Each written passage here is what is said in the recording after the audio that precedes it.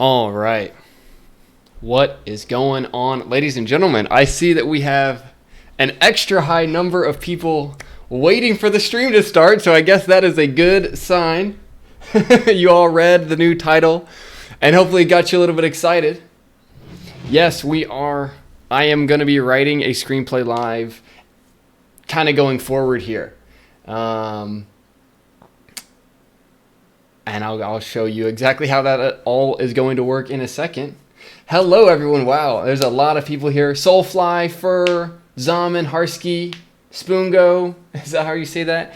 JB, Superteep, Karai, Vitamin, Fogarty Fox, JB Productions, Rhea, Space Junk, always here. Rhea's Reviews, Coco in the Discord, Thomas in the Discord, Gar in the Discord. What is going on, everyone? Alberto is excited. Good to see you here, Alberto. Golden Spoon also here. Welcome, everybody. Okay, so here's how we're going to do this. I was thinking for a while over the weekend, I was pondering what should I really be doing with these live streams, because I don't want to sit around and do question and answers forever and always, right? Doesn't make a ton of sense. So instead, I am going to be writing the screenplay that has been sticking in my soul for the last, I guess, 2 years. And I have not been putting in consistent time on this script because I've been doing other things. Maybe that sounds familiar to someone listening here. And I have been making websites and course content and working with people and all this other stuff. But now, what I am going to do is come in here into this live stream each weekday, and this is going to be writing time. I'm going to walk you all through my screenplay, talk about how far I've gotten so far. I've written a first bad draft of this, and I've done a few outlines of it, so this is not just from scratch. But it doesn't need to be from scratch, because it's not about this project being totally and completely new as much as it is, this is the most important story to me. That is what I want to be working on. And that's why it has existed already in different forms so far. And now I actually want to bring this forward to you guys and kind of talk about what it is I've been working on here. And why I think this story in particular is so interesting. So let's do that. So I'm mainly going to be not really asking questions or answering questions and stuff in these streams as much. However, I am open to ideas and thoughts and questions as I'm going forward on this project.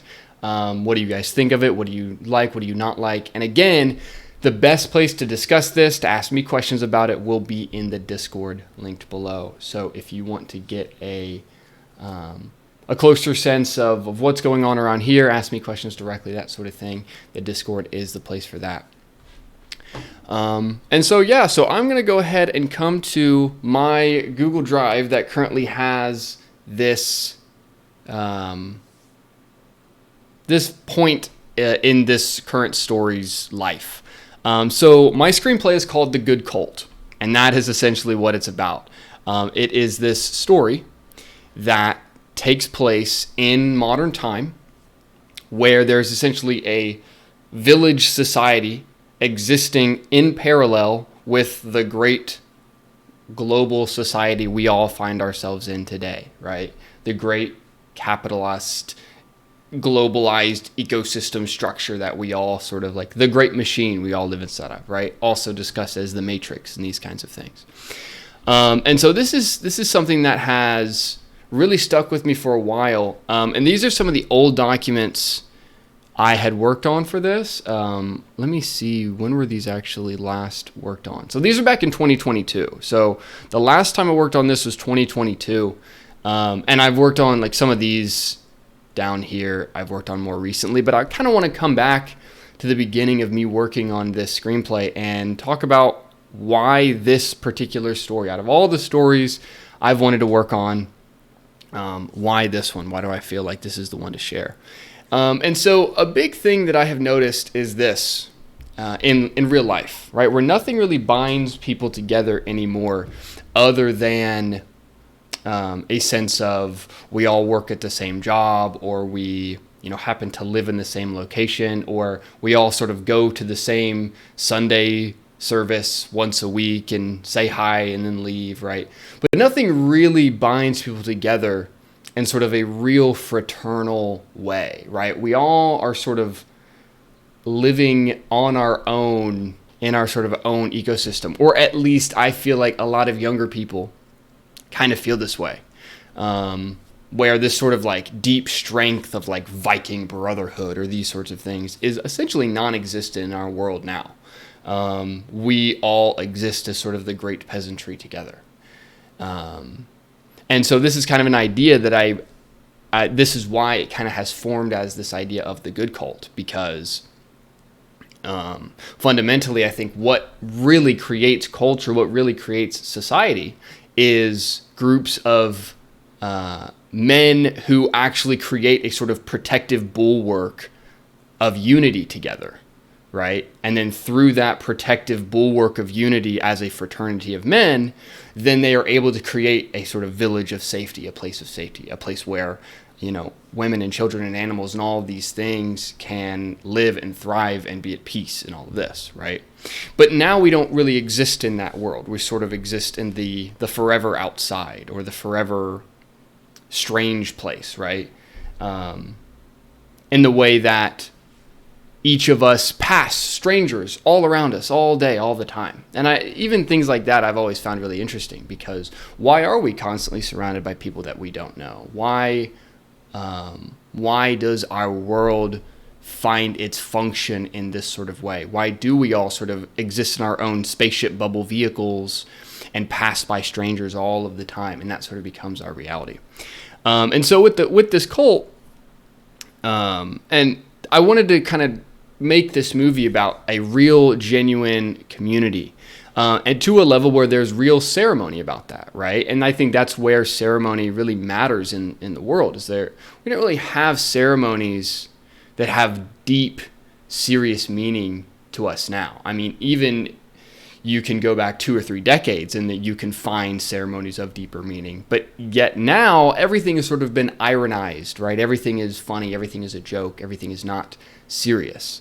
And so people leave their families and travel across the country, barely speak to them. Our friends always leave and move and go and this sort of thing, depending on work or depending on, these kinds of things. And so then in a lot of ways, I think our world has become work or the internet. And I think many people get stuck in jobs they hate with coworkers they can't stand. And so this is kind of what has inspired me to tell this kind of story. And so through this movie, I want people to be inspired to deepen their own ties with their immediate community. I think we should see ourselves less as an individual in a nation and more as a person on a piece of land with a immediate and direct community. And I think we can do more and feel more useful when our world is much smaller. And now, we have these ideas about we're going to go to these big cities and be involved in these huge ideas that aren't really tangible, right? They don't actually mean anything because you are in a massive place full of strangers, right? And so we're in a world where it's very easy to leave our communities. There's no reason to stay when things get hard. There's nothing tying us down or forcing us to stick by people even when things are tough. There's no loyalty. And I think that there is another world that we could go towards that doesn't have to be so individualized, right? And I'm speaking again about America as the focal point in this idea.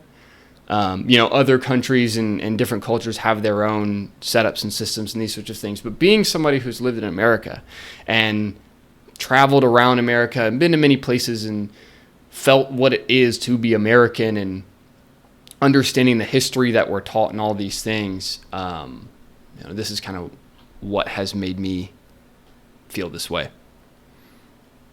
And I also think I don't know if I'm going to be touching on like 2020, this sort of stuff. We'll see. But definitely we live so much in the internet now, right? Even right now, you guys are listening to me over the internet, and I'm broadcasting over the internet. And so much of our day-to-day communication is now connected through the screens, right? So much of this is that way. And so this is kind of like how I'm seeing the story play out. There's a few key characters that I have so far. I don't think the main character's name is James anymore. I think I have him named Henry in this newer document over here. But essentially, I want to create these two sides of the story where one side is kind of think of it as like a Twitter or an X.com, right? Where it is the place where the internet news is spread, right? And so we're kind of thinking about internet news in that way. And then on the other side, and so this character that we have here works for this internet news corporation, right? Our Twitter.com, our X.com, this kind of thing. And so his boss, the person who owns this company, is going to be a big main character, a big fake ally in the story, as well as a detective or a corporate, detective mainly, who is essentially the symbol of the police and the force of the police against ideas like, cults or societies who want to live on their own off of the grid, right? And that is kind of a big thing that this story is pushing for in many ways, is thinking about just how connected to this sort of centralized grid we all are. This grid that has a lot of different components and parts to it and financial elements and all of these things, yet really does exist as one unified idea that we live inside, right? It is a certain sort of set of regulations and rules and laws that govern how our homes are built, and that we have air conditioning, and that we sit in neighborhoods like this, and we all have addresses, and that we all don't really know our neighbors that much, and all of these things that sort of creates our day-to-day physical reality. And so a lot of this film is questioning that day-to-day physical reality in the same way that The Matrix, I think, tried to do, but The Matrix was kind of sending us into the computer in a way, even though the whole film is about getting out of the computer, right, in The Matrix. But in a way, The Matrix also sends us into the computer, because it's like, hey, you can have the superpowers inside the computer. And so then we watch these characters inside the computer having superpowers, and that kind of becomes what the film is about. Versus this is kind of saying, okay, all these ideas and these big structures that we have, they don't actually serve us, because they do not serve fraternity and community at the local level. And anything that does not serve community and fraternity at the local level means that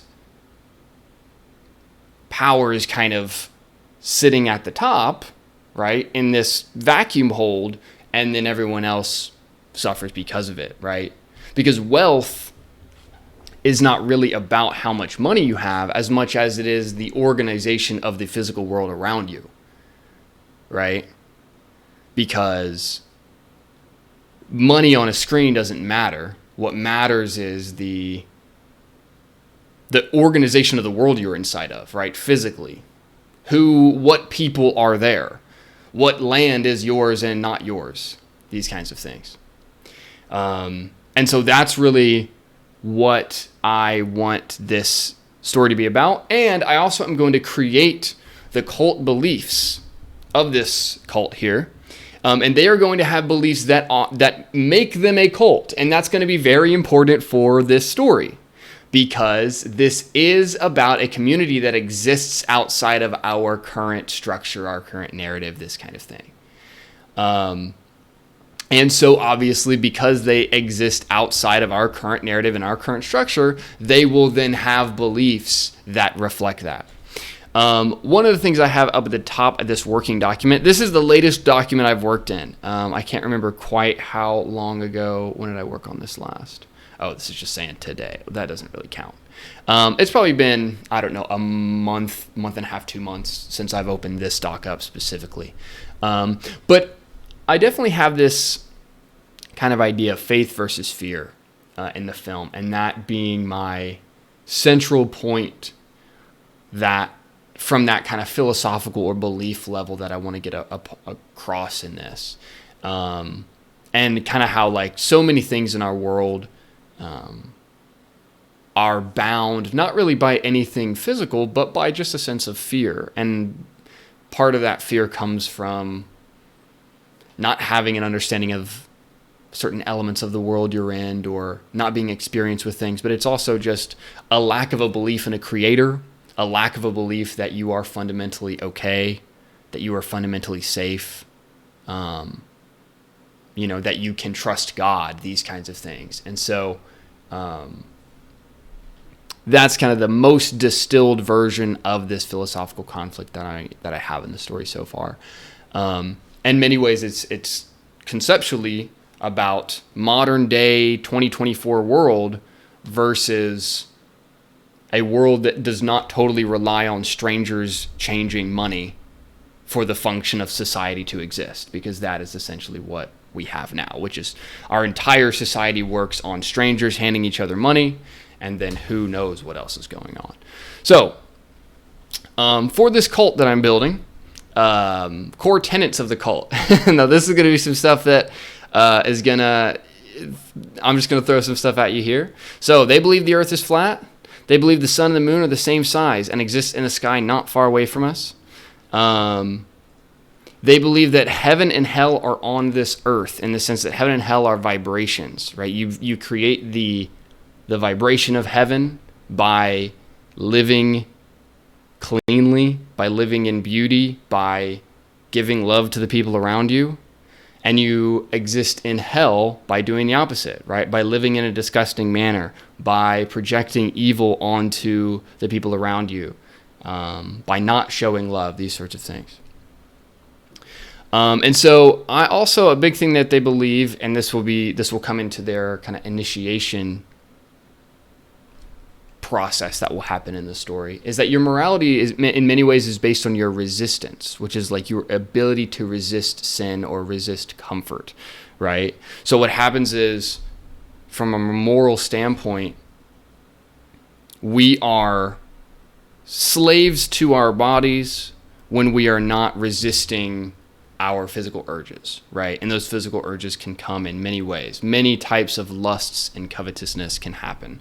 And we all struggle with different versions of those things, right? But the more we resist those things, the more we resist that sin, the more we push against, we resist, we sit in the place of discomfort and resist, the more our authority is built, the more our power is built.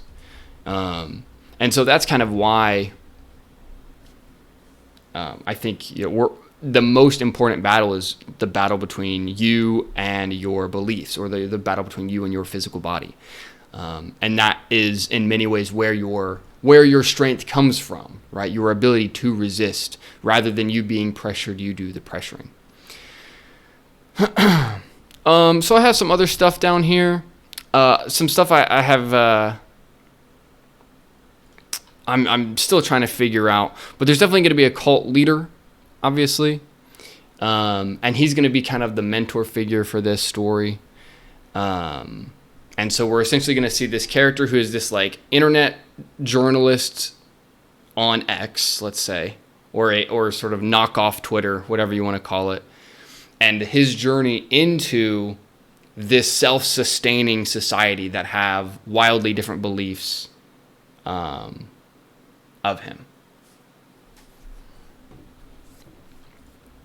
of like in reality and this kind of thing. So there's definitely some research and things I need to do as well. So this is something I wanted to think about. There's definitely going to be an initiation into this cult, right? And this is something that we see in all kinds of different types of fraternities, right? Even at a frat house, right? A fraternity house, the most basic and most boyish level of brotherhood that you can find in the chaos that is college, right? you essentially get beat and whatnot to build brotherhood and bonding, and now you actually have some level of fraternity is the idea. You go to college, you get some fraternity by being initiated into this sort of small group of men, and now you've got a frat, right? But that idea of initiation is a very important one and exists in all types of religions and secret societies and these sorts of things, which is that like there is an initiation process. And part of that initiation process gives you a sense of what kind of beliefs that group has. And so this is something I think the biggest thing I definitely want in here, these are a lot of different things like tests and stuff. But one thing I definitely want to have is fasting. I think the most important element of this initiation is going to be a fasting, because what I have found, especially more recently, is the most important resistance you can do is by not eating. Like actually not eating things and allowing your spirit to rule over your body, right? One of the things that connects our minds to our bodies most tightly is constantly shoveling stuff into our mouths all of the time. And it's not going to kill someone to go a day without food, go a couple days without food, and see kind of how it gives you a sense of sharpness, gives you a sense of clarity. You also know, like in the Bible, Jesus fasts for 40 days in the wilderness, right? This idea that he is prolonged out in the wilderness by himself, resisting. And through doing that, thank you, UV, for the $20 super chat. I really appreciate that. And through doing that, he gains strength, he gains power. And then in that, he is tempted by the devil at a extremely high level, right? And that the devil comes right at this point of him going through this fasting, and the devil offers Jesus all of this worldly wealth and prestige, right? And says, if you will only bow down and worship me, you can have all this stuff. Why does that come right at the end of Jesus's fasting? Well, because Jesus is in his highest point of power and resistance against the devil, right?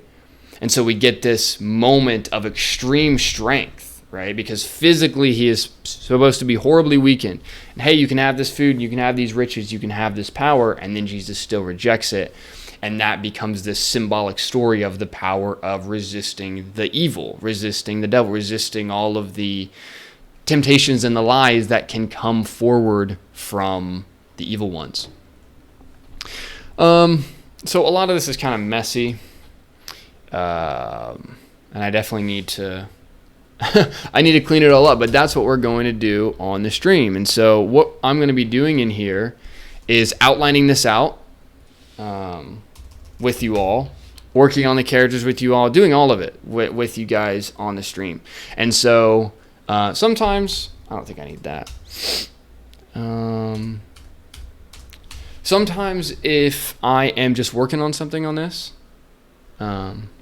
UV says it's INR, bro, not USD. Never mind, love from India. Hey, I still appreciate it. It's 20 either way, UV. I appreciate it. John Buska says the Amish are the Mennonites. Yeah, so the Amish have their kind of, I think they have a version of Christianity that they follow, and it is their Christianity. But yeah, like the idea being, but the Amish, they work together, right? They exist on their own. They exist in their own community. And through existing on their own and in their own community, they're able to sustain themselves. They're able to actually stand on their own 2 feet in a way that many of us do not do now. And so you could say, in many ways, that the Amish are quite wealthy from that perspective, right? They have wealth in community. They have wealth in shared land that is safe and that is useful and that is being farmed and grown together.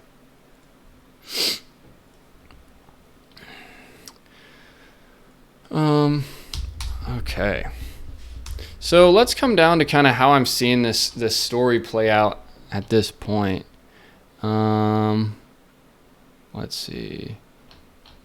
And yeah, try to talk about some of these characters as well. What about this? That's this document.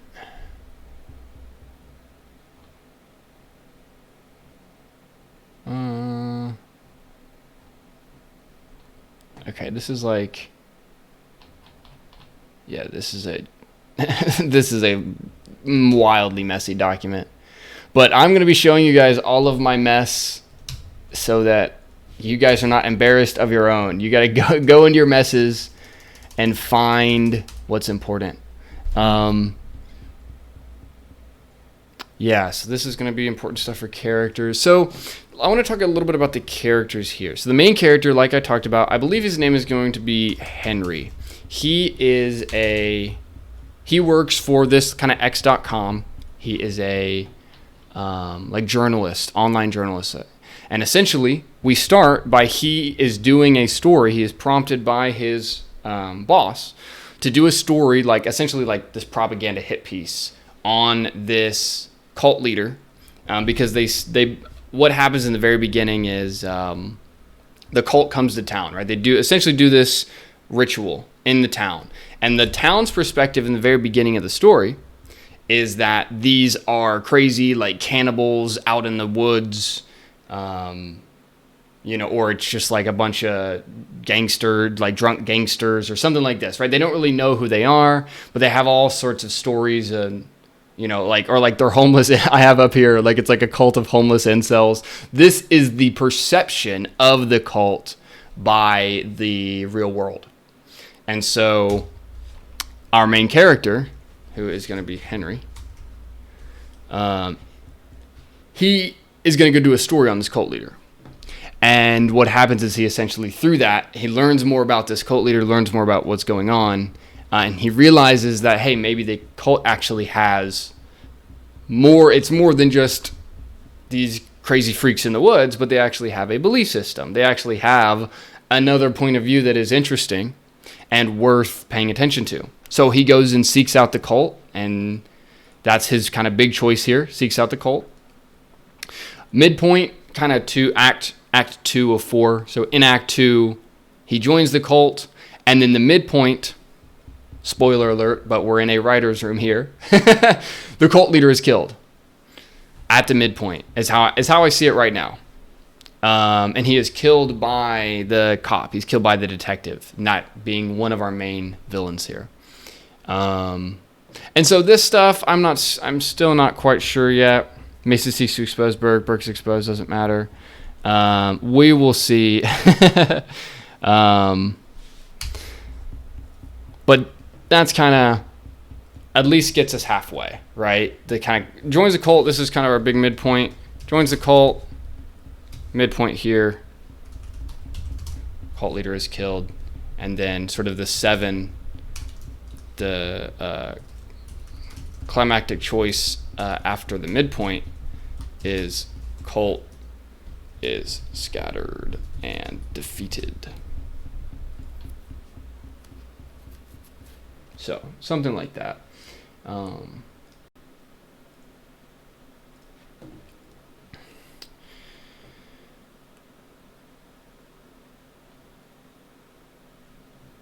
right.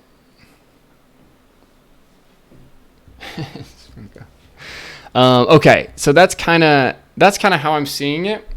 Let's see. How do I have this hard? Story 1: entering the cult, makes it realizes, seeks out cult members, integrates into the cult. Final initiation. Cult leader is killed by Burke. This is the detective who is waiting for him. The cult scatters and now hides. The cult leader is dead, and that's kind of the first half. So the cult leader is a character that I need to get clear on. I gave him a name for a while, but I don't know if it's going to be his name. But essentially how I'm seeing this cult leader character is he is what you would think of in many ways as an old school, like someone who would actually do this kind of domestic cult leader in the woods.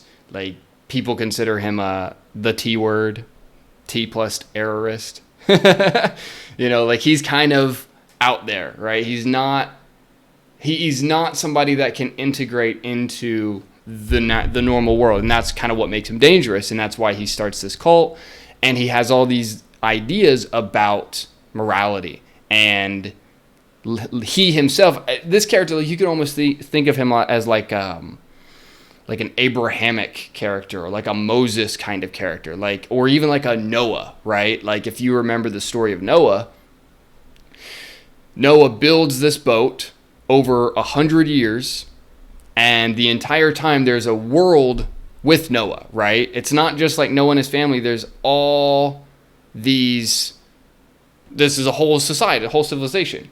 And Noah's building this boat because God tells him, hey, I'm going to flood the earth. You better be prepared or you're going to die.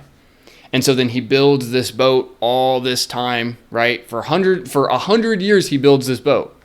And everybody's laughing at him, making fun the whole time. But then it rains. And Noah survives, right? And so I'm thinking of this kind of person with a strength of spirit. And I think that's what seems to be missing, from my perspective, in some of the stories today. And I think this is the kind of thing that we look for, right? We look for a person of real spirit and real strength. And that has this sort of unwavering strength to them, even in the face of extreme obstacles to the contrary. They hold to their view and they hold to the truth. And this is kind of the kind of character that I want to go with. David Wright asks, Morpheus. Yes, this is kind of a Morpheus character. However, what I think is interesting, it's interesting that you bring up Morpheus, because Morpheus is still part of the Matrix in a really interesting way, right? Like, Morpheus is separate. Morpheus captured. Morpheus is separate from the Matrix, yet at the same time, he is very much a part of this world. He can be captured within it, right? He is very much in this world. And so I believe that as a species, but yes, in human. Okay, pause. But yes, in certain ways, I think this character does have similarities to Morpheus. Yes, also kind of a David Koresh figure as well. I actually have him written up here. Where is that? I think I talked about. Yeah, David Koresh. So if one doesn't know, there was a massacre that happened in Texas, in Waco, Texas, where there was essentially a community living on their own, and the federal government went in and killed them all.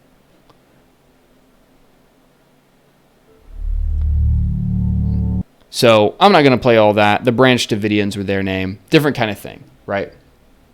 In certain ways, but they were women and children, and it wasn't like a motorcycle gang and this kind of thing. It was, a commune. And that's also what I want to have here. I want to have women and children in the commune, right? It's not just 20 men and it's like this militia. It's like, no, it's a community. It is a society. It is a commune. It is a culture on the small scale, right? And I think that's really what I want to depict here is society on the small scale, because we don't have that at all. Society on the small scale, everything is so big, so fast, right? Like even in you go to a small town still has like 20,000 people in it. That's an absurd number of strangers. It really is, like we all just accept this because it is the world that we have grown up in. But it is absurd. We live around an absurd number of strangers. And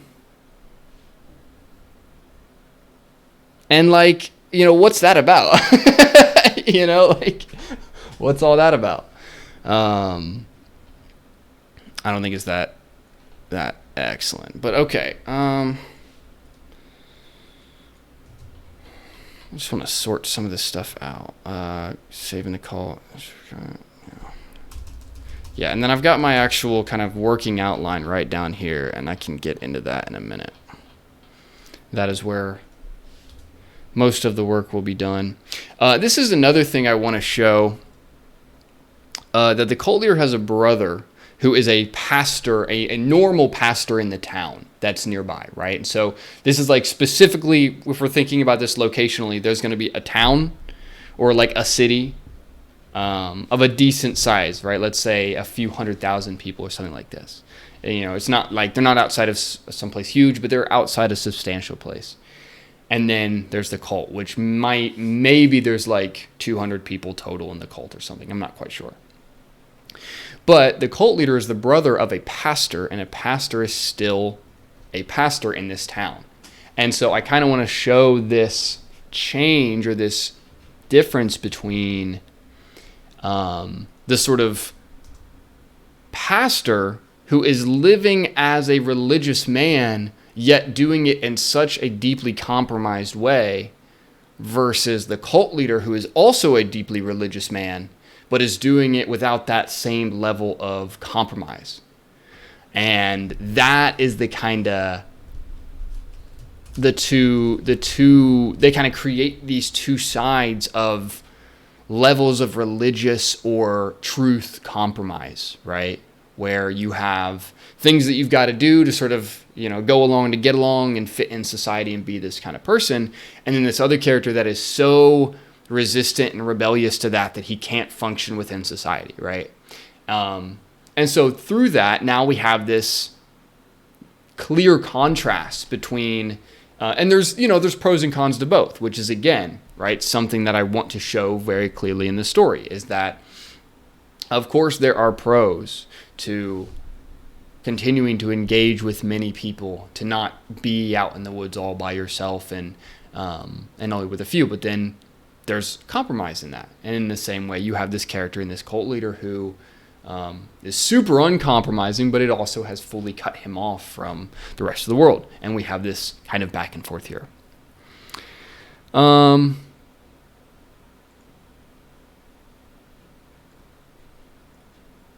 Yeah, something like that.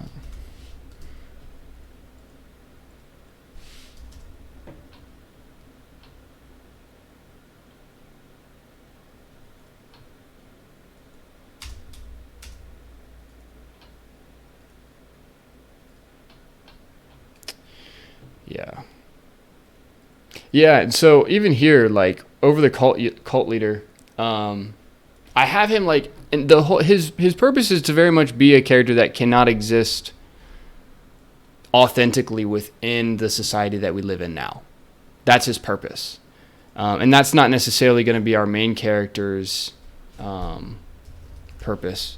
Well, I need to figure out names, although we'll have to see. But like Owen Benjamin, for example, is a very controversial comedian who no longer lives in Los Angeles. He lives out in Idaho on a ranch, right? He is so his own niche that he is doing his own thing entirely, right?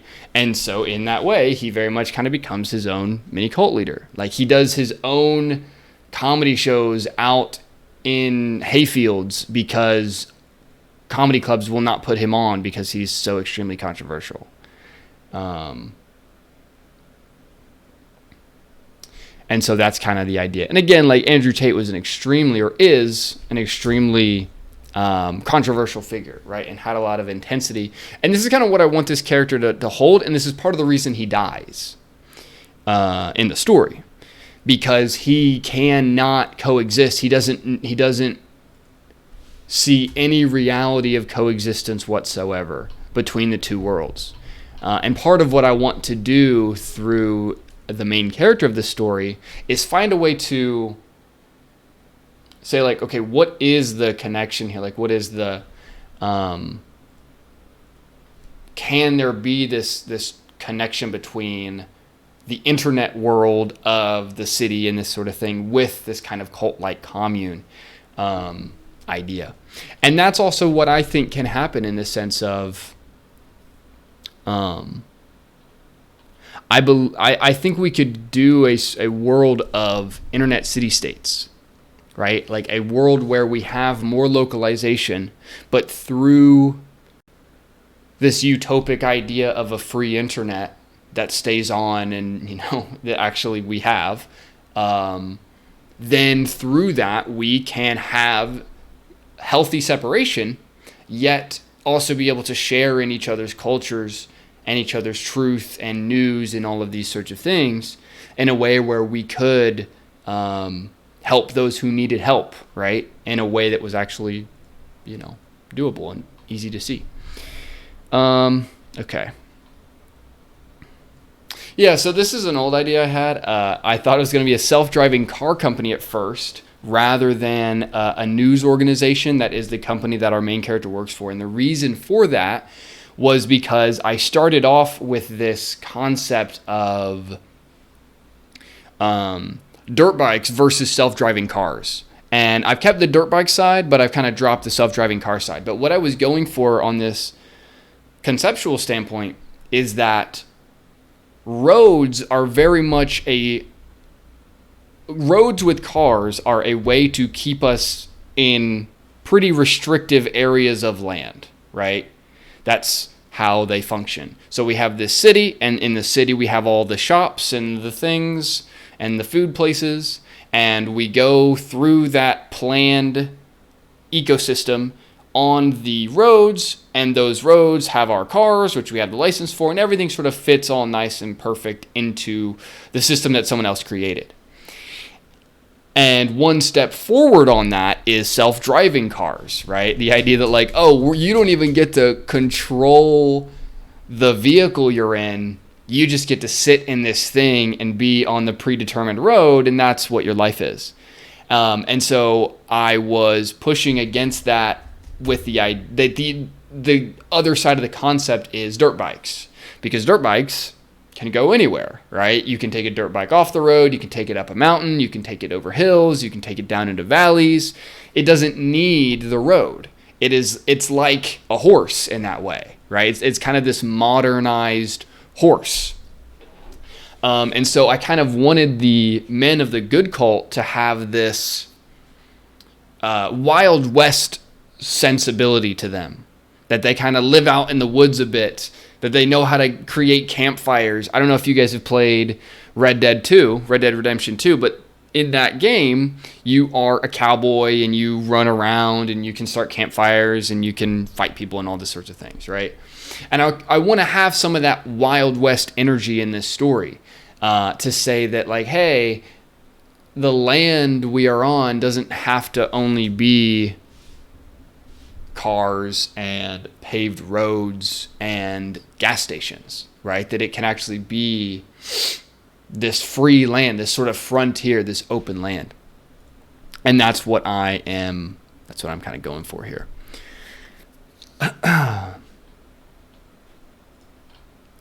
So this stuff, initiation ceremony, serious ramifications. I don't know what's going on here.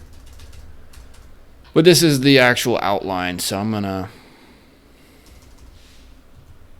let's see. Think of it as cults or widows. Yeah, these are all just kind of ideas up here. So I've just got my idea bank. My idea bank up here. I'm going to say story outline, start here. Okay.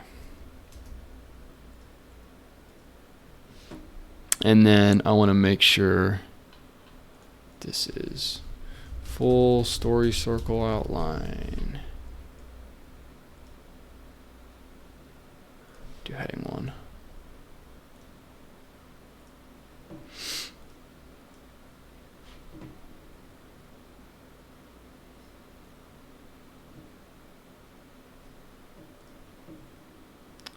Okay.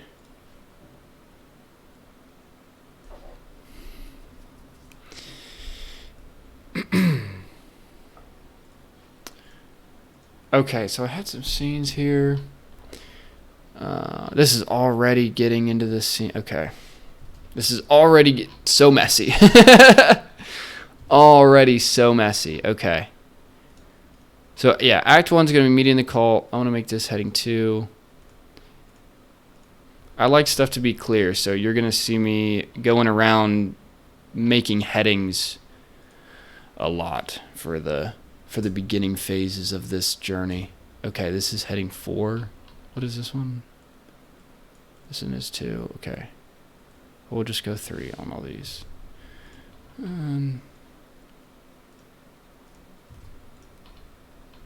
3. Yeah, so I had kind of different scene outlines, and this is kind of what happens, is it all becomes messy when I don't regularly work on it.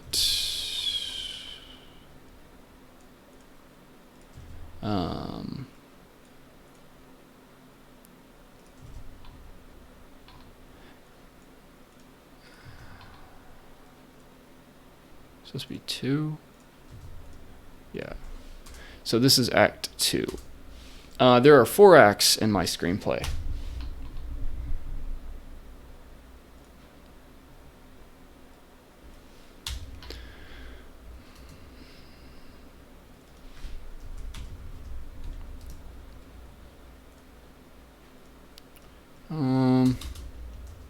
Okay.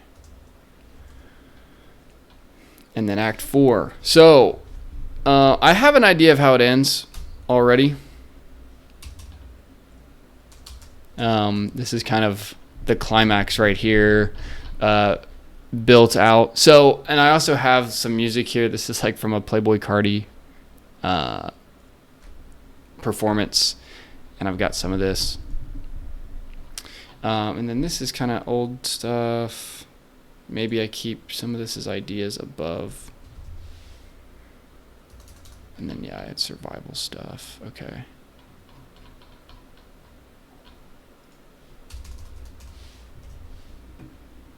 Okay. Not quite sure why my stream decides to be buffery. Apologies for that. If you're getting some buffering, I can't really do too much. The internet is just freaking out for no reason.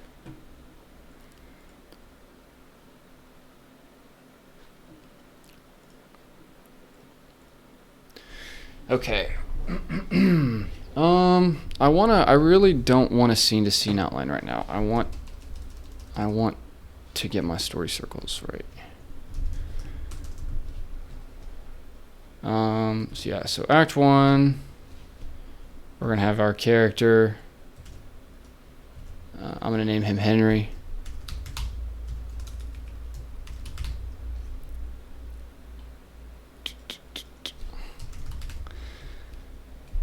So yeah, I had this opening scene. Colt does an initiation ceremony for one of our characters. They're like aliens. They live crops. They live a symbol or a crop circle type of thing. I think this is going to be some sort of either it's going to be a zodiac symbol, like it's going to be like the symbol of Aries or Taurus or something like this, or this is going to be a chakra symbol, one of the two, like a root sacral chakra, something like that. But I'm not sure what. But I want to have this kind of cool opening scene that will probably even exist pre-meeting our main character here. And then we meet him because he's covering this initiation ceremony that happens in the town by this cult, and they haven't seen the cult in like 7 years or something.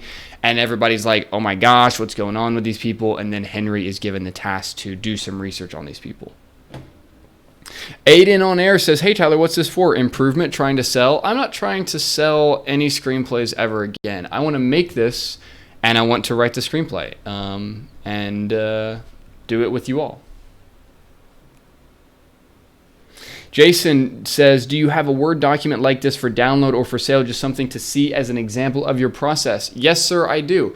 If you click the link to join my Discord, which is below this video, it will take you to a rules channel in that Discord. And then at the bottom of that, you will see a Google Drive link with my story framework documents that you can use on your story. It is free, and you can make a copy of those documents and make them yours. Okay, so yeah, then I want to go to Henry. We have citywide news being put on by Henry's company, right? This is our, like, it's going to be like our X clone. We have, now we meet this character. We meet Detective Burke here. We're also probably going to meet head boss character, which I've currently named him Ephraim. Henry at work talks to coworker while watching the news.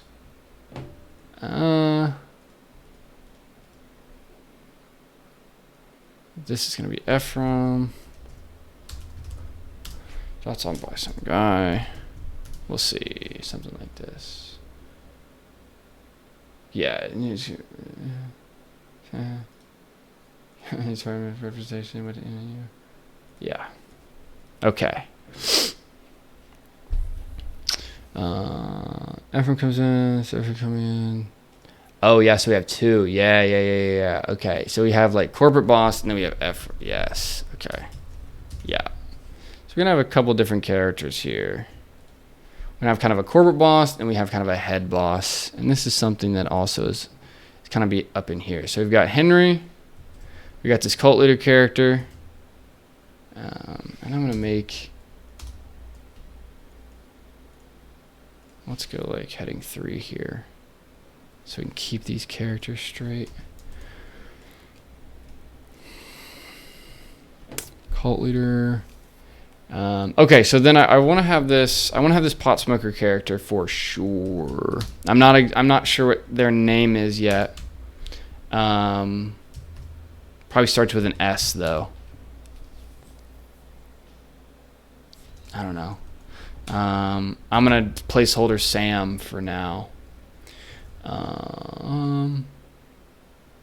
Yeah, so essentially his kind of thing is like the whole idea of resistance in the cult is helpful for the people that are in the cult, right? Because they're actually, it is a religious cult as well as a community.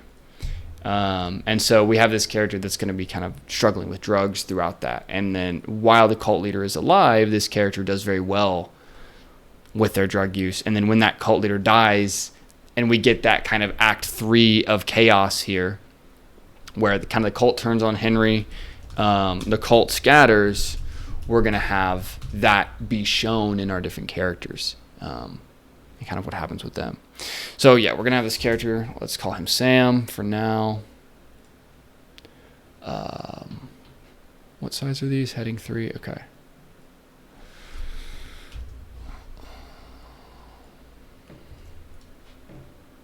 Really hope my live stream is still up. It seems kind of not really working right now. Thomas, am I looking for a writing partner? Throw ideas that you have for this script in the chat if you have them. But I'm the writer here, so I'm writing this. And just that is the same for your story, right? So as you are writing your story, you are the writer, and then people's ideas and suggestions are just that, ideas and suggestions. And they don't have control over your story, but they can offer ideas if they are able to see your vision and help you see that forward. So yeah, Ephraim is going to be this big boss. I think of him like as an old Sam Bankman-Fried kind of character, or like what Sam Bankman-Fried was trying to be. He's also like, you could also think of him as like kind of an Elon Musk sort of character. Also, he travels a ton. So this is kind of a big thing, is like never in one place. And again, I want to show this contrast between this internationalism versus extreme community, right? Where, oh, interesting. Joseph is saying the German boy's name Henry means house ruler. This name receives its meaning from the old German name Heimerick, in which Heim means home and Rick means ruler. Interesting. From kings, industrialists, and celebrities, this name has been given to many influential people throughout the years. That is a great note, Joseph. I appreciate you saying so.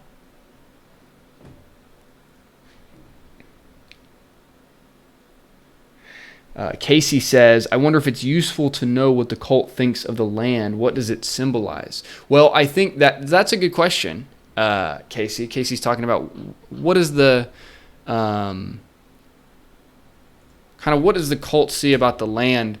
And I think there is this connection to like the land equals love in the sense of we have the earth, which really, if you you bring the H to the front, it creates heart, right? And so that's kind of what we have. If you look at the chakras, let me look at the chakras here in a line. So this is what the cult believes. Let me find a good example here. No, I don't want a poster of. Let's just do like this. Okay. Can I make this bigger?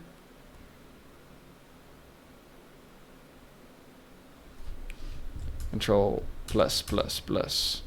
Go in. Okay. Okay. So the heart here, right, in the chakras, you have your heart is symbolized as your physical heart, and it's kind of the place of acceptance, love, compassion, sincerity, this kind of thing, right? This is also the center chakra, right? Because then you have 1, 2, 3 above, and then 1, 2, 3 below, because you have 7 chakras, right? God's number, the holy 7. So we have the 7 chakras. And so the middle chakra is the heart chakra. And so it's interesting that the heart chakra is green, and we have the earth is green, right? And so this is kind of why heart and earth mirror each other, is because the heart is green and so is the earth, because we live in the heart of the reality. We live in the heart plane. We live here, right? And there might even be realms below us, who knows? And there's probably some realms above us, but this is kind of the center point, right? The physical world kind of exists on this heart level. This is kind of the wavelength that we see at. And so that's kind of what I want to show here. Where is my current working document? Okay. That's kind of, the heartland, absolutely. Silas, and okay, I'm getting some good character names here. This is really good. Hold on, let me come down. Joseph suggests Silas, which is also man of the forest. I really like Silas. I think Silas is really strong. I like that. Sylvester Wooded, Silas, the man of the forest. Yeah.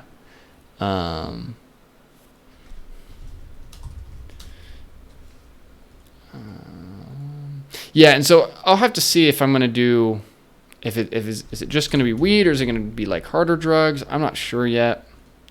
This is something that I float back and forth on.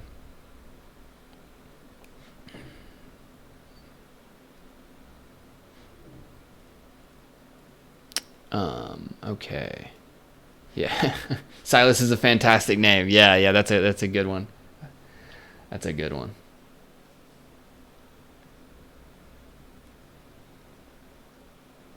All right. Okay. So I was kind of working down here. Oh yeah, I want to have like my circles, but yeah, I'm just going to take us through this is the scene to scene outline right now. The current scene to scene outline. So just to give everybody a sense of where the heck we are in this thing. This is kind of where we're at. Oh yeah, also, so since we're throwing names out, anybody have an idea this guy's name? This kind of cult leader name. Like, I was even thinking, you could go old school with it, right? You could go Abraham, Noah, Moses, right? You could go real back in the day with it. You could also do, there's like Owen or Andrew, right? I think Owen is an interesting name, kind of modeling him in certain ways off of that kind of Owen Benjamin sensibility. But yeah, and then even like having almost like an Amish or Mennonite kind of sense to him.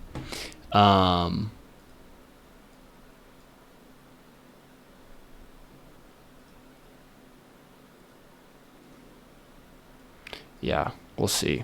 Yeah, I was even floating with some really interesting ideas, like trying to pull in some of the BLM stuff into this and create this like real sort of Joker character, but we'll see.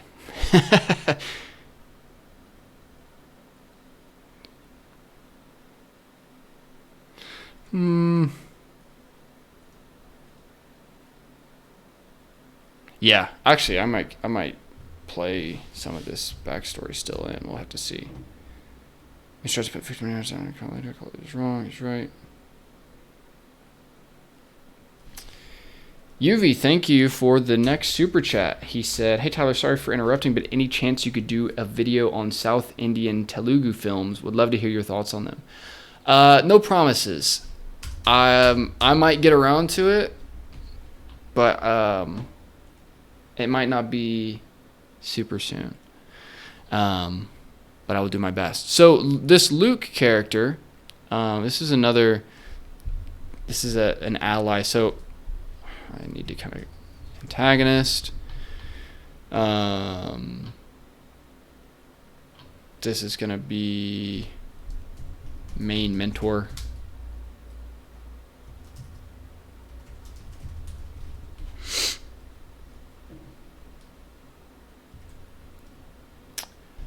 Talk says Jedediah for the continent. That's an interesting name. I'll throw that one down.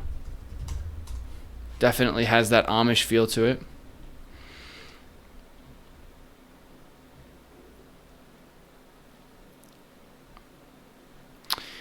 Detective Burke. I like the name Burke for some reason. I'm gonna keep going with Burke unless I get a different name.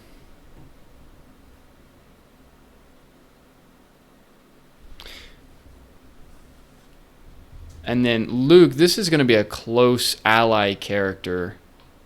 I guess, yeah, probably is the place for him. I'm going to bring... Detective Burke is going to be a major opponent. Is he the true antagonist? No, I don't think so. But he's definitely a major opponent in this story. And this is another thing that, like, I want to build into this cult leader character is this sense of like religiosity, or like this godlike voice power. One of the things I really like about,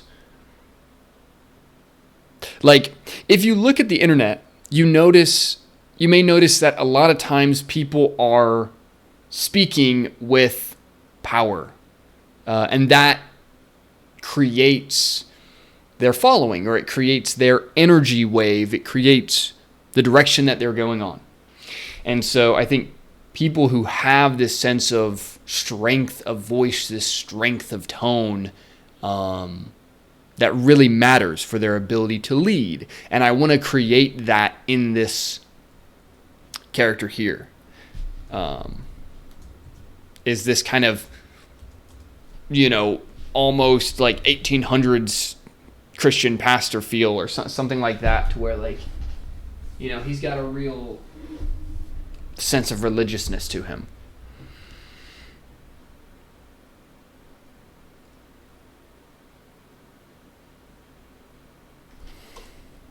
Coco is saying the cult leader doesn't like people questioning him and wants them to believe him blindly. So that's not the case with this character. So I think a fundamental belief of this character is truth is over all religion. Truth is supreme over all religion. This, I think, is the most important belief this character holds. And I think this is part of the reason that sends him off the ranch, as it were, is that he has this belief that makes it hard. And I think this is where his clashes with his brother will come in, right? Clashes with his pastor brother will happen kind of about this, because his pastor brother believes the opposite, right? That like we must go with religious tradition overall, right? And so this, I think, is a big dilemma that you see back and forth in the world today, and I think in all types of stories where you see a man of truth, a man of God, interacting with the tradition, right? That's what we see over and over. That is the Jesus story as well, right? The man of truth, enlightened, seeing reality for what it is, and his battle against the Pharisees and the Sadducees, his battle against the tradition leaders, right? The leaders of tradition. And that tradition takes form. It takes many forms. It is not simply religious tradition. It is also cultural tradition. It is governmental tradition. It is monetary tradition, right? There's all sorts of traditions that can be at play here. And all of those traditions sort of form their own repeated systems and patterns and flows and these sorts of things. And that's kind of what this cult leader pushes against. And kind of this is like what I want to do is create this character who's in the middle, right? Who bridges this gap between this cult leader world, or this world outside the matrix, as it were, the physical matrix, right? Because I don't want to talk about this computerized matrix. The matrix is mental, but it is a physical organization. And to remove oneself from the matrix is to remove oneself from the physical organization.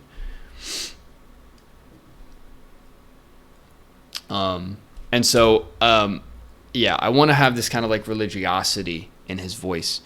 This is something that like I don't even know if I could pull up easily online. But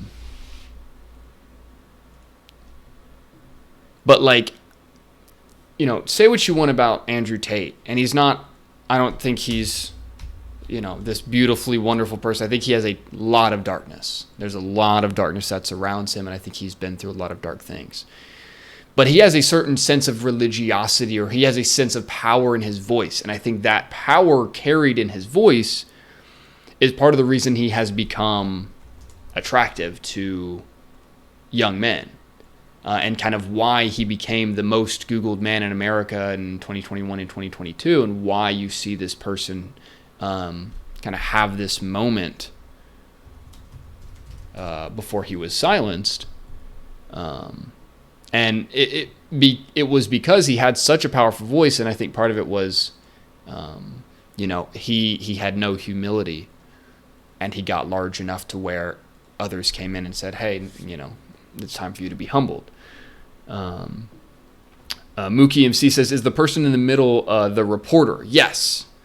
I want to create this. This person in the middle becomes the reporter. This is our Henry. So he is our like Twitter/X internet influencer / reporter. That's who we have here. And this is our protagonist.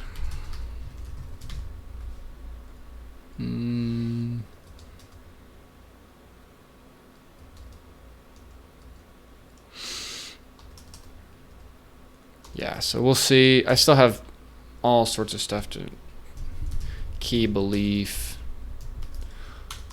need, want. Yeah, again, my clean documents are available in my Discord. So if you click, they're for free. You can get them in the rules channel.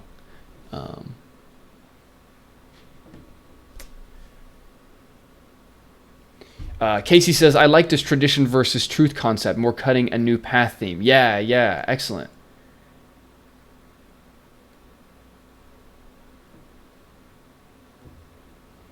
Joseph says, "Most tradition is contrary to truth. That's its raison d'être, the purpose of its existence." Tradition is giving a vote to your dead on what's to be done. True. True. Yeah. Yeah. So Casey's saying he likes the dirt bike idea. Yes. So I want to maybe come up here somewhere under my characters and kind of talk about the concept here. Okay. So yeah, I'm going to create a little concept section here.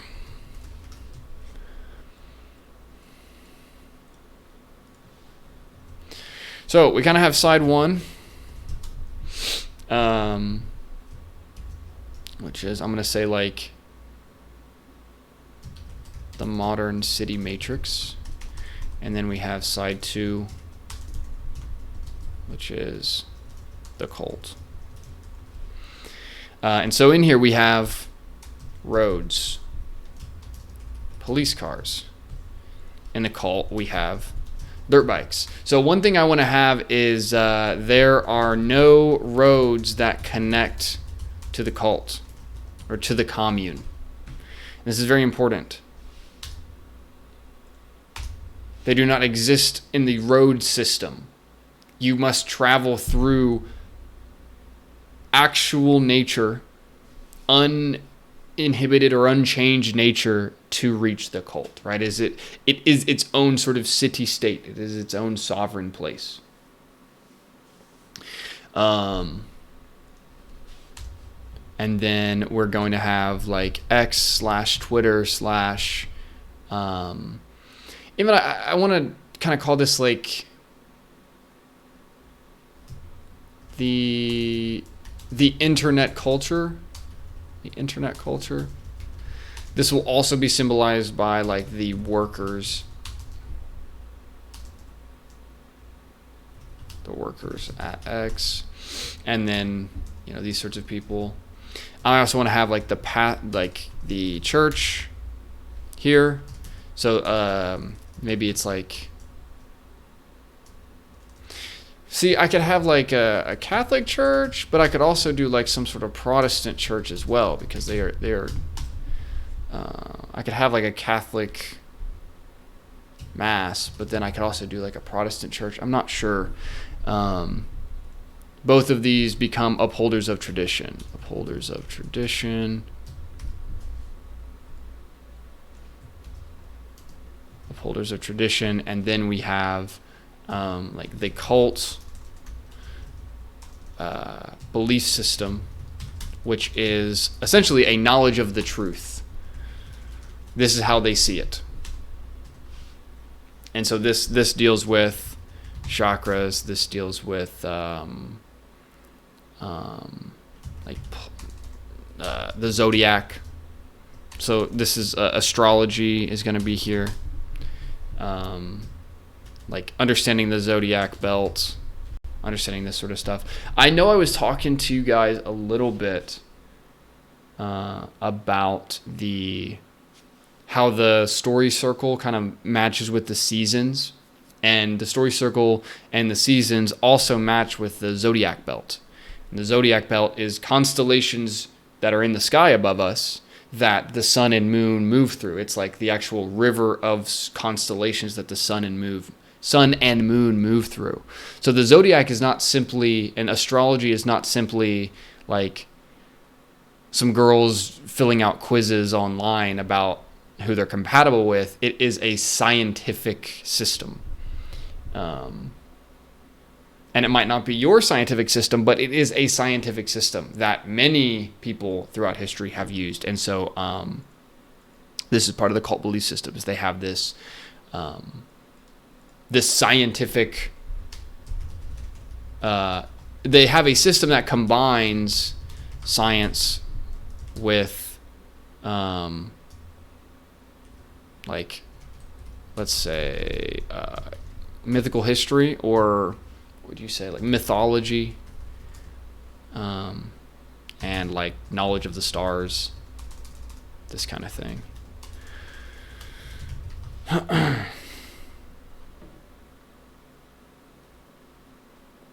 Joseph says, an astrology mapping is on a gold bathrub in the Pope's chambers in the Vatican. That is not a rumor. Yeah, so there you go. The Pope himself is saying that astrology is so important that he mapped it in his chambers. Isn't that interesting?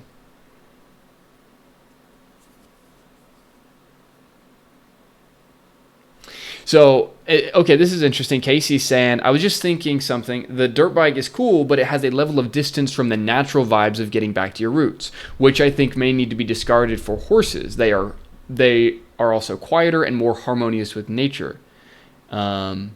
Yeah, so I thought about that of like, do I use horses instead of dirt bikes? But I really think it needs to be dirt bikes, because what I also want to show through this story is that the cult is naturally connected to the modern city matrix, whether they want to realize it or not. It's almost like there is no escaping this, in a way where, like, so for example, they use dirt bikes which need fuel, and I also like certain supplies must be gathered in the city,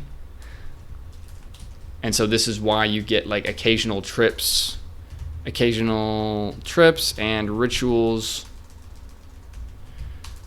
from the cult happen in our modern city side, because there's this natural connection to them. Like they are not, no matter, they might even have like future projections to be this fully autonomous world, but they are fundamentally connected to the modern world, and that's kind of what I want to show here. Okay, it still looks like I'm getting all kinds of issues with the internet connection. I don't know if that's the case or not, but we are going to rock with it anyways. I might try to change some settings, but I have an Ethernet cable now connecting this computer rather than a Wi-Fi, and I thought that would help. But let me know in the chat, YouTube, if you guys are getting a lot of buffering, or if it is working for you. I might have to change some settings around, but if it's all messy, I'll fix it. Okay. Harsky says, will I be writing the screenplay in this live as well? Yeah, I'm going to do everything in these lives. Stephen Hoover says, the film The Circle explored a techno cult modeled on Apple with Tom Hanks playing the charismatic leader. Yeah, The Circle definitely is an interesting movie to look at on that side of like, yeah, this kind of mega software, hardware company, like this tech company with all this power. That's kind of how I want to show this, but I'm not 100% sure yet.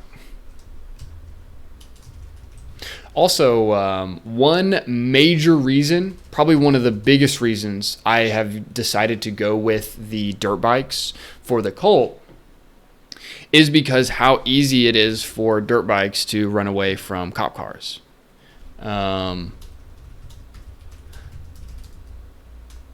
Because cop cars are fundamentally connected to the roads, right? Like, let me see here.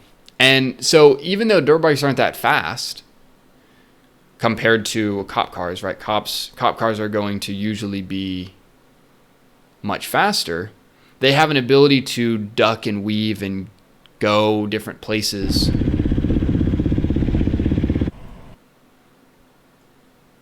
Wow, I'm just getting unbelievable buffering right now. Just unbelievable, unnecessary buffering. Howdy.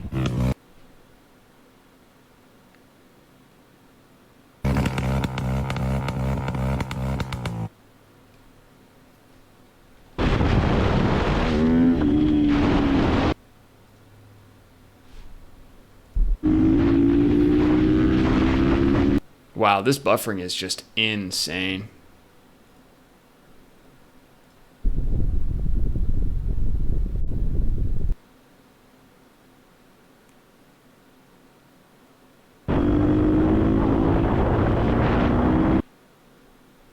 Anyways, you get the idea. Dirt bikes can be off-road, right? That's the idea here. And they can also be more maneuverable and easier to get away from police than horses, right? That's the thing that makes horses not great for this, because you know, you have to run away from the cops with horses. Like, you're not going to get very far. But with a dirt bike, you can actually get somewhere.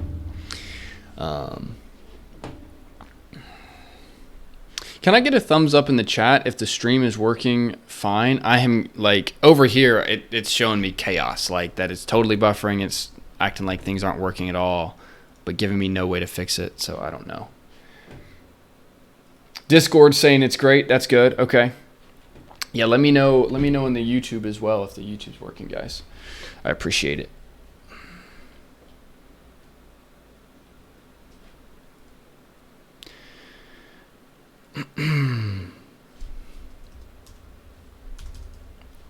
And then, yeah, this is actually part of the concept as well.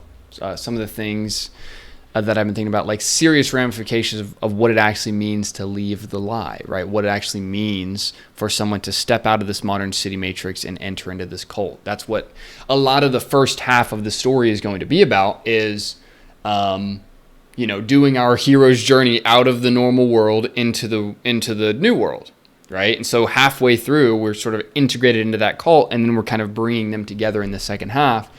That's what I want to show here. Do I really care about this?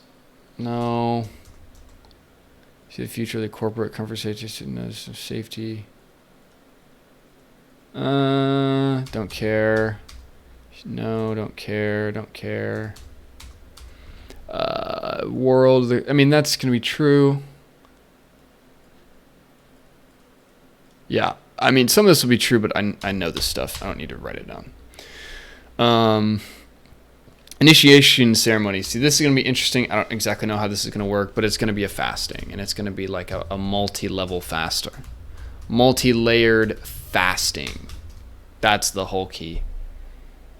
Not just fasting of food, but fasting of sugar, fasting of nicotine, fasting of alcohol, fasting of all of it. And that is the leaving of the system that we're showing. Coco, you can find the full live version on my on the YouTube channel after the stream is over, under the live tab.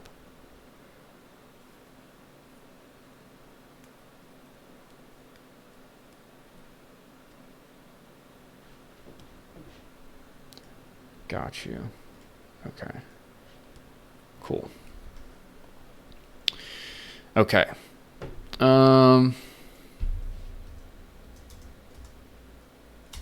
Yeah, so some of it's also going to be with the screens, like multi-layered fasting. The screens are going to be part of this, right? And this is probably another thing I really want to get bigger into this as a part of the modern city matrix, is the screens, right? We're always in the screens. Our entire worlds are in the screens. We live in the great black boxes, right? I've got 3 monitors in front of me now. You are all listening to me through the boxes. No.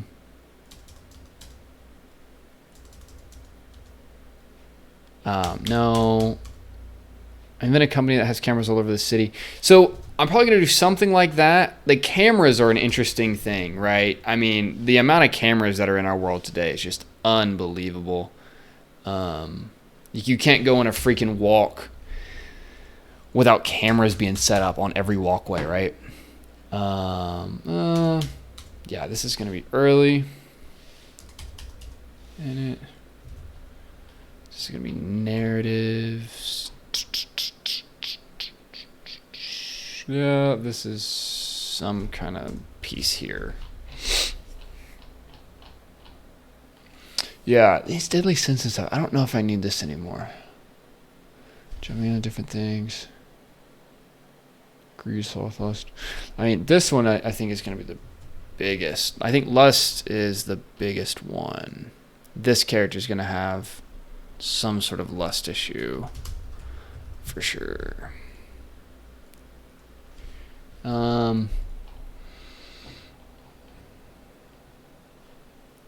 Okay, so yeah, this is like close ally. No, this is incorrect.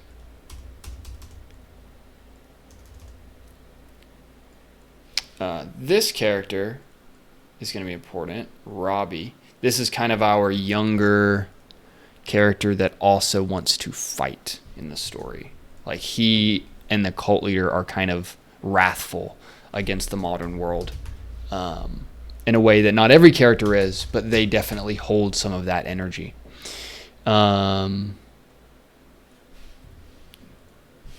Maybe security, safety, yeah, this is part of the pastor.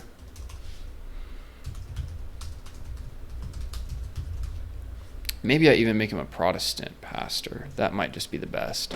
Heading 3. Okay. Yeah, so yeah, definitely nonviolent. Wants to go along to get along. So, and I think this is another thing that I want to show here, because I'm somebody who grew up in Protestant Christianity. And one of the things that I have felt about Protestant Christianity is that it has a lot of, especially modern American Southern Protestant Christianity now, is that it has a lot of weak traditions that are repeated yet don't have a weight of sincerity all the time. Because ultimately they lack fraternity. And when you lack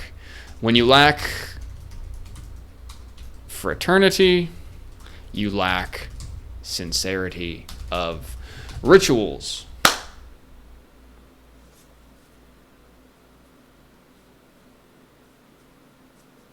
Hopefully that kind of makes sense. I am speaking for myself, Fogarty Fox. That is what a screenplay is.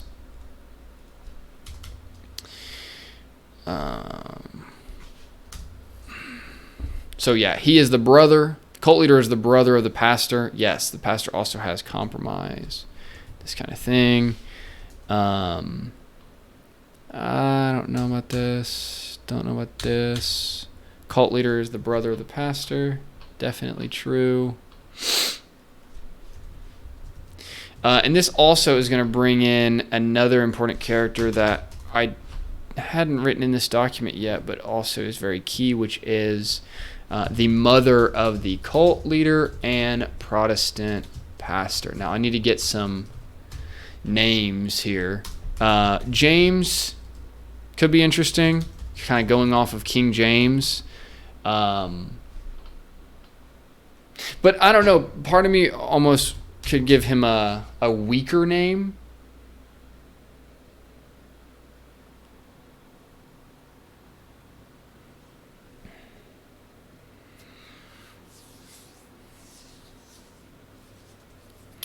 David Wright says totally buffering. Crazy buffering. Okay. Just went better? I hope so, Nordic man. I hope so. Hopefully writing a screenplay does not. Okay.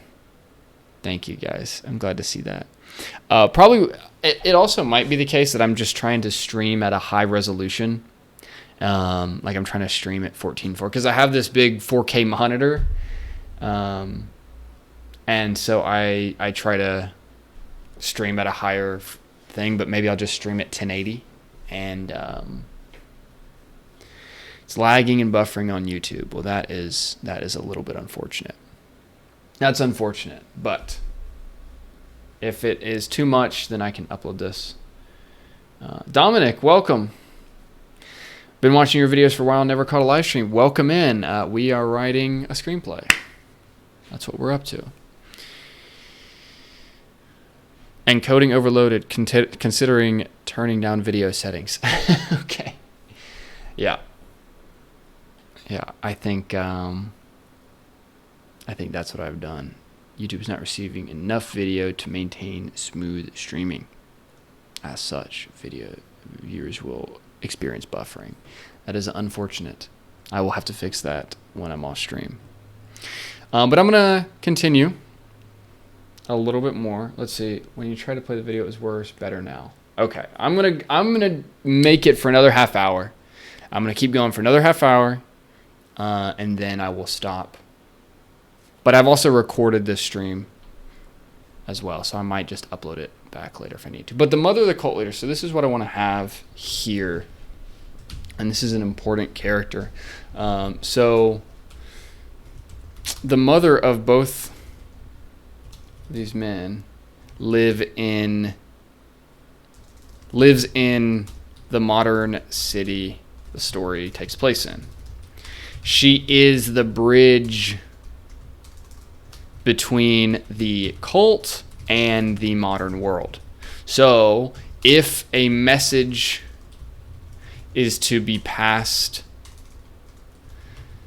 to the cult or from the cult to the modern world, she is the place to start. And so what I want to do with this character in the beginning of the story is that this mother character is connected to, or Henry is able to find this character. Henry is able to meet with this character, have a connection with them, or with her, and through her, that this is how he meets Luke, which is the first cult member that he meets. And this ends up being Luke is his closest ally. And he is ultimately Henry's most important advocate in the story.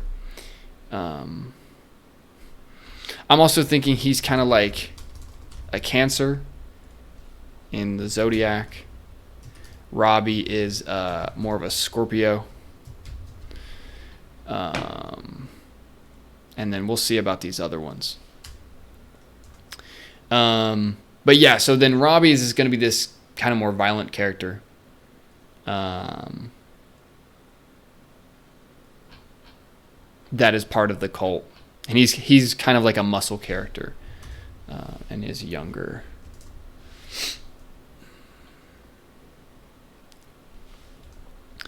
Okay. So that gives us a decent chunk of our initial characters here. Silas is going to be an ally. Silas is an ally. I can bring him down, though. I don't think he's this. He's kind of around here. Yeah. So we've got, like,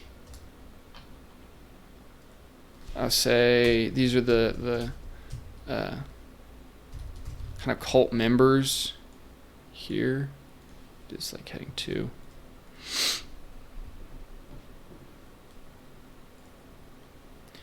So we've got Luke, we've got Robbie, we've got Silas. All these characters are going to be cult members. And then this guy is, these two are not. These go up here as some of our bigger characters. So we got the Protestant pastor, we have the mother, the cult leader. We have major opponent in Detective Burke. We have our prime antagonist in the big boss. Is the big corporate boss. And he also has kind of the small corporate boss under him. And this is Henry's direct boss in the story. Will be under this character. And then there will also be, as there are cult members, there will also be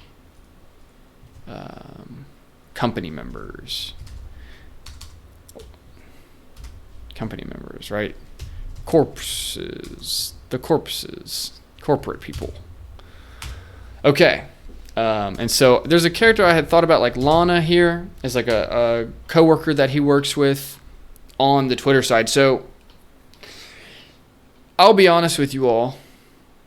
At this point, I don't have a ton of well fleshed out feminine characters yet. I've got a decent chunk of guys, and then definitely this mother character.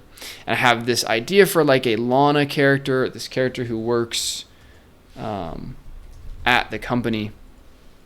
But I'm not seeing... I kind of want this story to have like a... I don't know if I'd say Indiana Jones, but have kind of this Western adventure kind of aesthetic and feel to it. And so how that exactly is going to translate, we will see.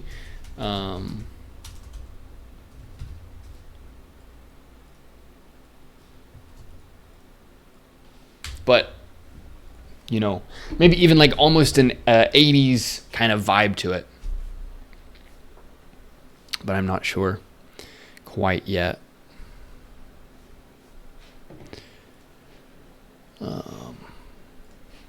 Okay.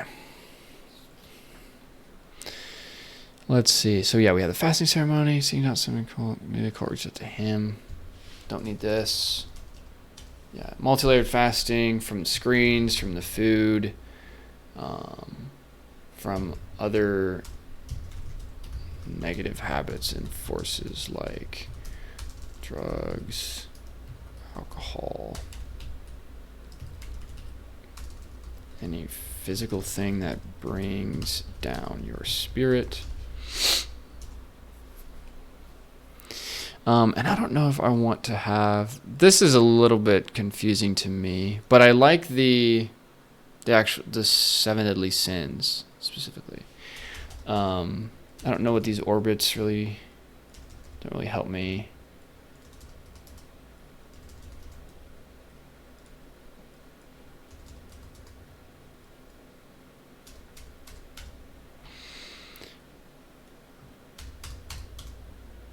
Yeah. Lust, chastity, lust versus chastity.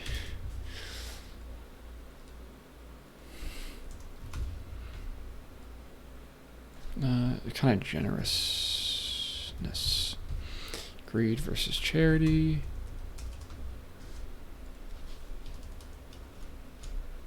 Sloth versus initiative. Thomas says he's working on his own story based on the sin of pride. Tell me about it, Thomas.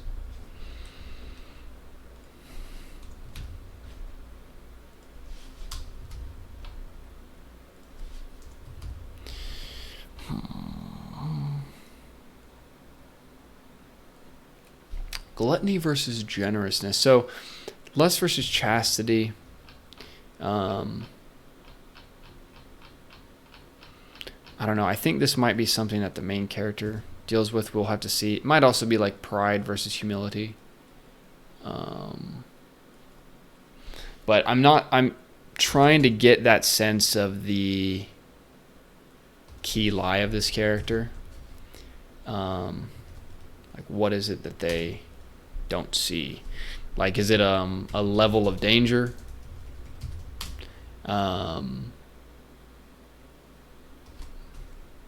Or are they overconfident? Do they lack humility? Something like this. I'm not sure. Okay, we got our antagonist. We have Detective Burke, our pastor. And I think this is kind of a fake ally. We'll have to see how it works.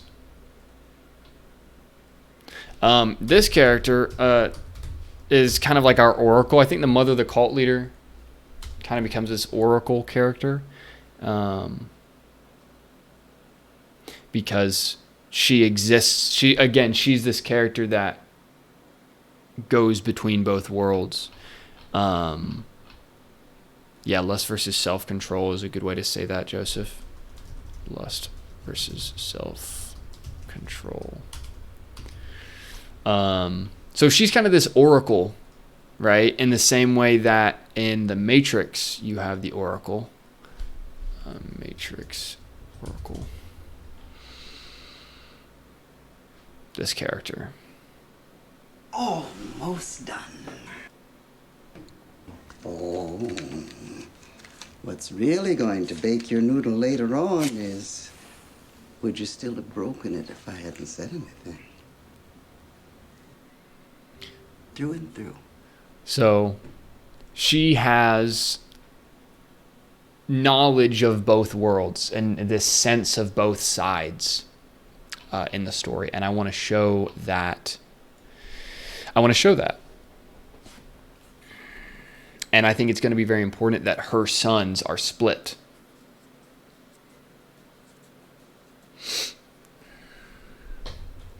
And I think that will help to create this strong sense here.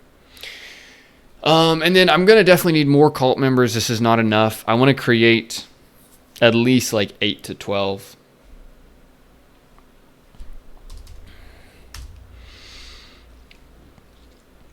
And then there definitely needs to be more coworkers and these kinds of things.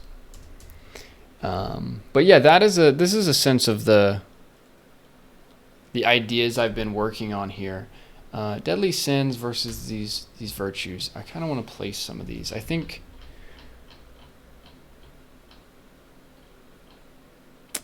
Yeah, there's a certain gluttonous or covetousness that I want to touch on that I feel like is a huge element of our kind of billionaire class, or our sort of like the people who have control of our financial systems and these kinds of things. There's a covetousness with these people, right? And part of the reason that the society that we live in is not wonderful and beautiful, but is gas stations and advertisements, is because of this covetousness of the people whom rule us. And I think that's kind of something that I want to show through this primary antagonist here. And I want to show that like this antagonist controls the media, right? That is essentially what Henry works for, right? This Twitter, this X, this kind of thing, like AKA controls X or controls Twitter, right? They control not just the traditional media, but they control the new media, right? There's been a lot of discussion recently about the new internet media and how we've broken through certain ways of how information can flow and all of this. And I think that was true up until fairly recently, right? I think within the last 3 to 4 years, the old systems of media have adjusted, right? And who was controlling the media before is now putting those same restrictions and things on the flow of internet information and the flow of how we speak to each other here. And so, our parents and our parents' parents might have watched Fox and CNN forever and ever and ever. And it used to be very easy to just make those two places how you gave people news. And that was broken because of the internet. And now we have an adjustment of power based on that change. Yeah, and I kind of talked about the small corporate boss being gay, and I think he definitely will be, or he will be effeminate.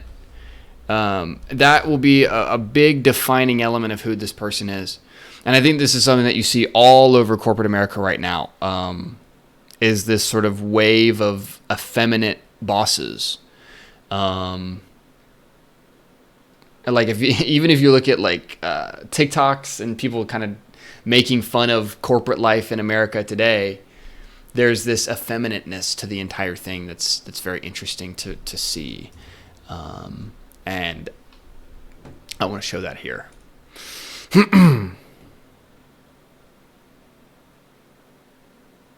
This guy's talking about Antarctica. I gotta have flesh in Antarctica. It's very interesting.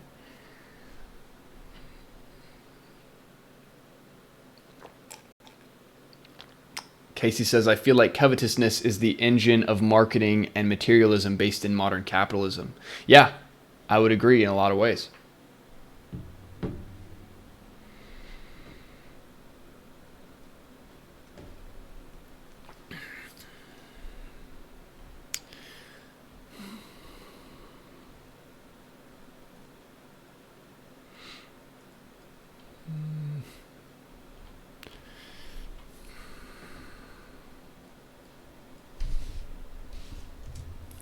feel like I need this for something.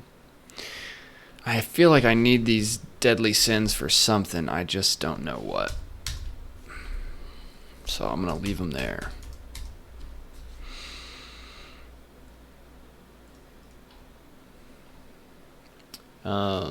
Okay. People are asking me what document system I'm using. This is just Google Docs. This is free. If you just create a Google account, you can get this for free.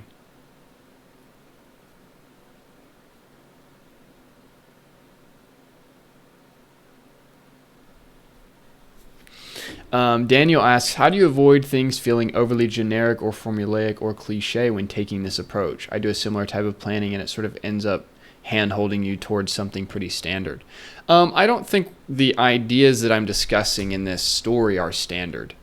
It's not about, like, this idea that you need to create a different structural medium as the tool that you are expressing a story through is stupid.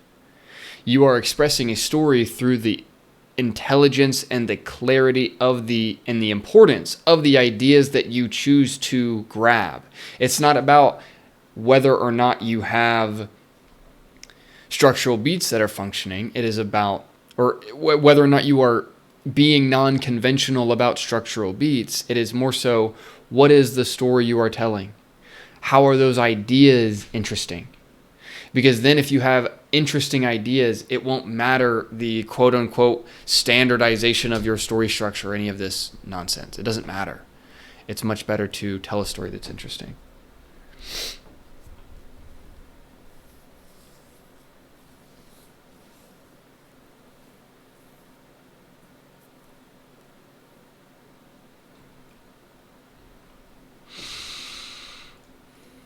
And essentially, the climax, how I want this to end, is Henry saves the cult through the power of the internet. This is how I want it to go. So this actually brings up another great point that I need to work on, which is the townsfolk, the townspeople in this city.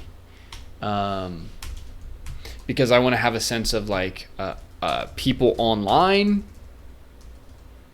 townspeople, and then maybe like online people as well. Because there's going to be both of these, and maybe they will also be the same, where someone online interacts with Henry and gives him hints or clues. And then maybe we also have townspeople that the townspeople are affected by the media and the actions of the cult and hold their own point of view on these things throughout. I also want this to be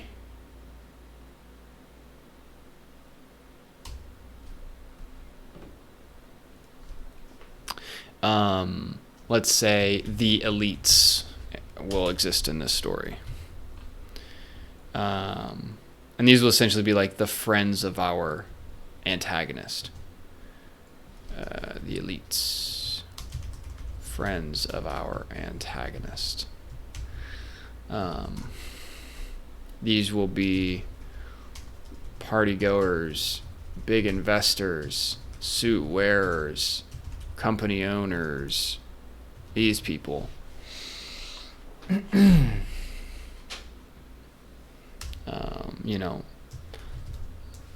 Those who are in the know, these kinds of people. And so we will kind of have like this townspeople, people online, the elites, which are the friends of our antagonist. We'll have the company members who actually work for this company, right? Including Henry at the beginning. And then other coworkers as well. So I have a lot of characters to build out here. I think this is what has slowed me down a bit. I want to create... and I think the townspeople will likely be connected to the church. Online people are connected to the social media platform. The elites are going to be connected to, connected to our antagonist.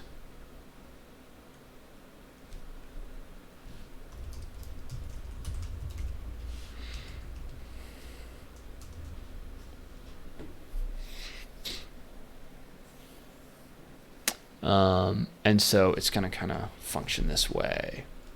So online people, ideas for these characters. Someone online interacts with Henry, gives him hints and clues, and just like other people following his journalism of the cult. People who hate what he's doing. People who vehemently believe the cult is full of like cannibal Satanists and want them all arrested, killed, this kind of thing.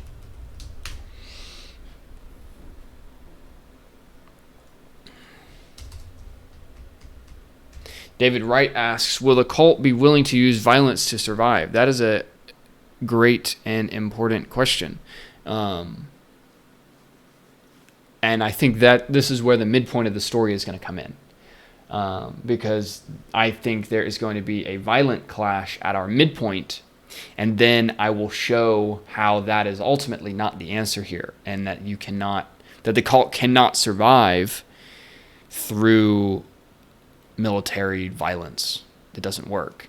Yet there is a way that they can survive, which is what I want to show in the climax. And what I want to show is that through knowledge, and I think through sharing the reality of what is going on to the townspeople and to the online people, the cult can be saved. Because I think part of the reason you have Waco be Waco is because you don't have the internet. Right? Waco existed before the internet. Waco exists before somebody in there could have had their iPhone and live stream out being raided, right? These kinds of things. And so that's kind of where I want to take the end, is that like one of the valuable things that we have gained through these screens, through these boxes that we all carry around with us, is that we get to carry our morality with us as well. We get to be present through these screens for important moments where morality has where something immoral is happening, right? For example, in like wars that are happening in the world right now. Like people are protesting genocide right now because they see it. It is in their face. They cannot get away from genocide because people in Palestine have iPhones and they can record what's going on. And so through these kinds of, this is a, this is the reality here.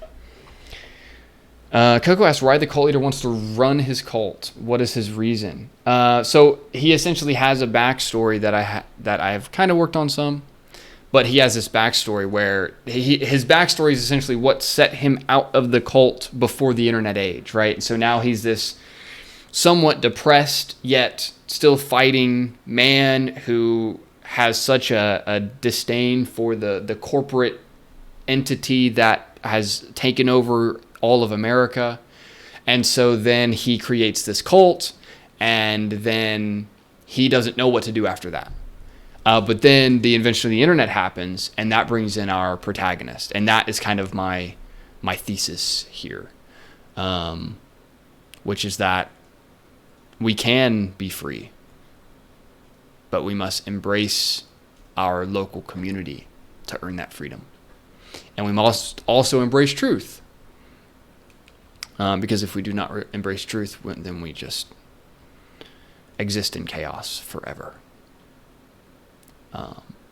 So that's what I want to show. So yeah, I need a lot of characters here. So, and these are going to be minor characters, and I'm sure I'll think of them more and more as they're coming in. But I'm thinking like a gas station employee, churchgoer, maybe someone in local government.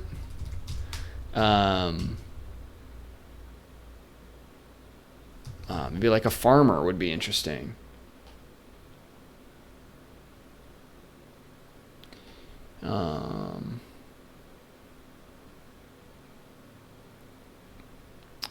Let's see. What else would I want?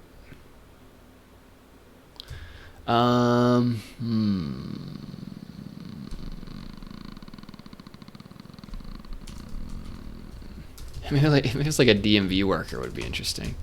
That's also something I want to have is where's my concept down here? Modern City Matrix, something it licenses. And then none of the cult members have any documentation or paperwork. No licenses. No social security cards. No birth certificates. They are off the grid.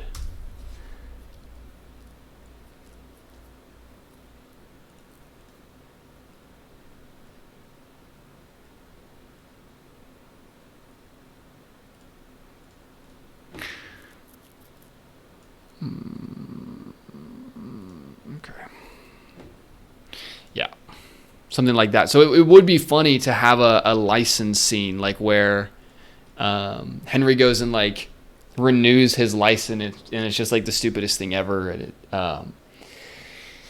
because we need licenses for everything, right?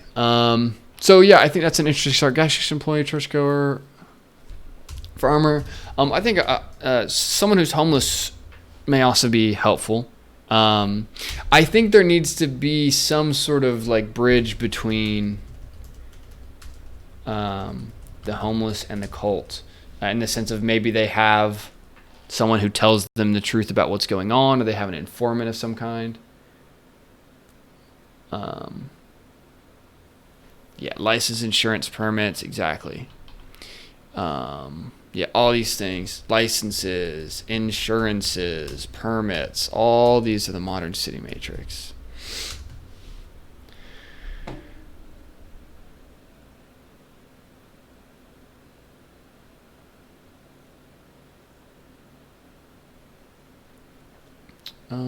Okay.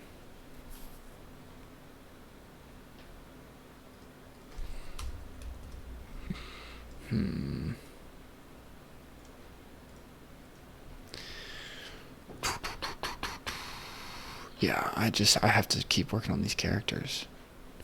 Okay, online people, yeah. Following his journalism, people who hate what he's doing, people who vehemently believe, yeah, these are kind of the same people.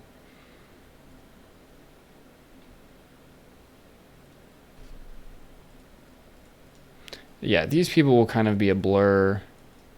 Partygoers, big investor suit wearers, commoners who are in the know.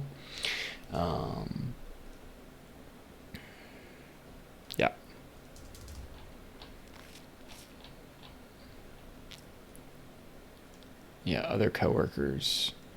Yeah, I don't know what these people's names are going to be.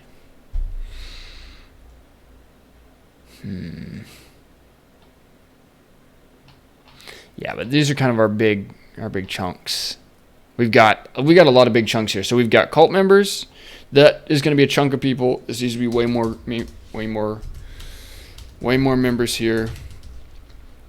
Did I have more?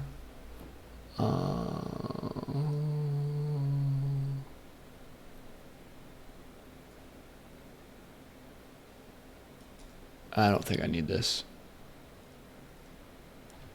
And this is old story circles. I don't need this. Characters. Fake ally. Cult friends. Cult leader. No, this is wrong. No. hometown friends. Yeah, this is all useless. Don't need this. Okay, how about this? Does this have any characters in it?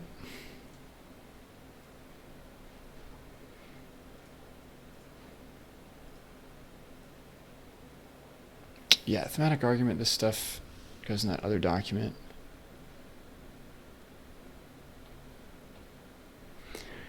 Yeah, this is probably helpful here. Thinking about the big ideas here. Which is just kind of like modern world, very nihilistic, Luciferian comfort, cult world, religious, communal meaning, and hardship. We kind of have these two worlds that are opposed. Okay, so yeah, I had parents involved, but I don't know if that's going to be the case. Karen, cult leader. No. Fran, this is all pretty weak stuff. No. Covering, that's the druggie. I have him. Okay, Lana is Lana again. Disrespect to cover. No. Xavier. No, I don't need any of this. Shout out top development. Let me see. I don't think I need this. Yeah, this is just old outlines. I don't need it.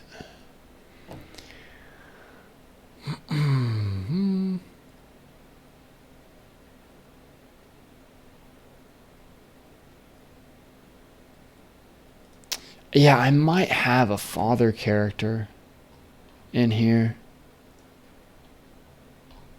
Like, here's what I'm thinking. I think I'm going to have a, like, comfortable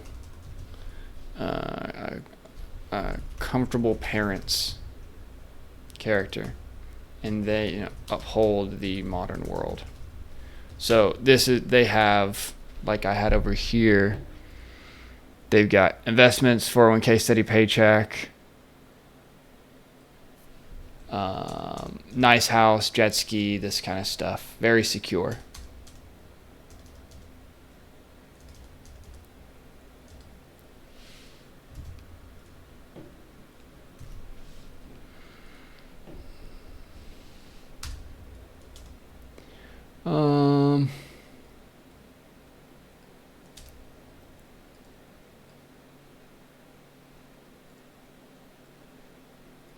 None of this is useful. Nope. Nope. Okay, I had some old stuff here. But yeah, I don't even think I need it.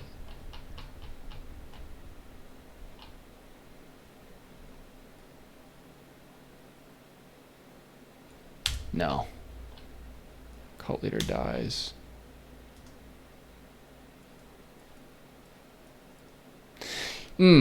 This is something I did want to do. Okay, let me come back up to here. This cult leader. So I had some ideas that, like, the cult leader is, like, actually well respected in the individual town, but it is the narrative. Like, he's this kind of living legend, possibly. And he has lived his whole life in this town, right? This is a key point. He has lived his whole life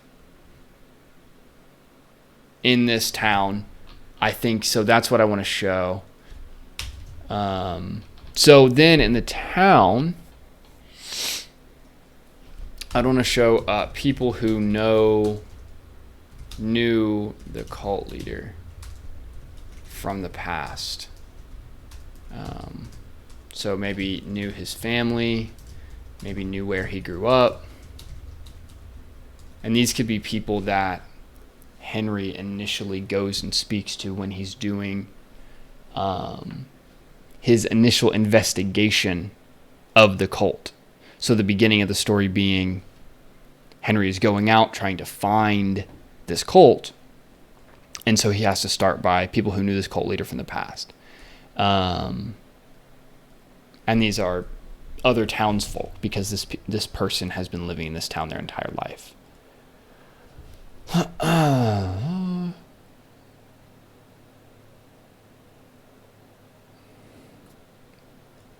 Yeah, so I'm not sure if he's going to actually be this living legend or not. I got to think about that. But I definitely want him to have lived in this town his whole life.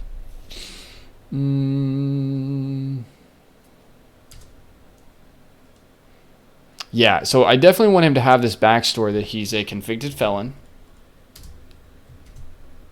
And that's another, like, again, these words, they are important, right? Because he is a convicted felon of the system, of the machine. Which is, so because he's a felon in that system, he can't get a job, right? Of course, because how do you get a job in the great capitalist corporate world if you have the wrong points?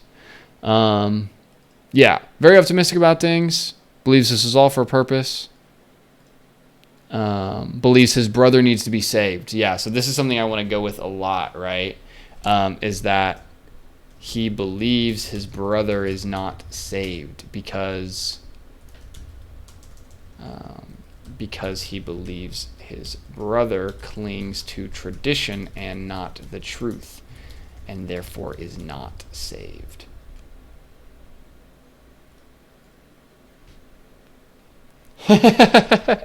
David, I think you're getting caught up in the specific definitions of, like, if it's a cult or an organization.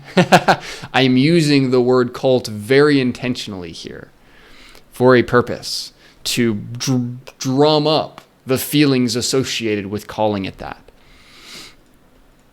Because everything is an organization. Everything is. Organization is the most basic word for this. It is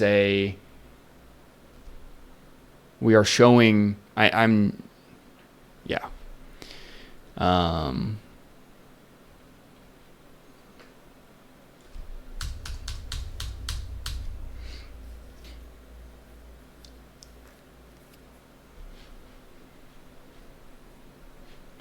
Okay.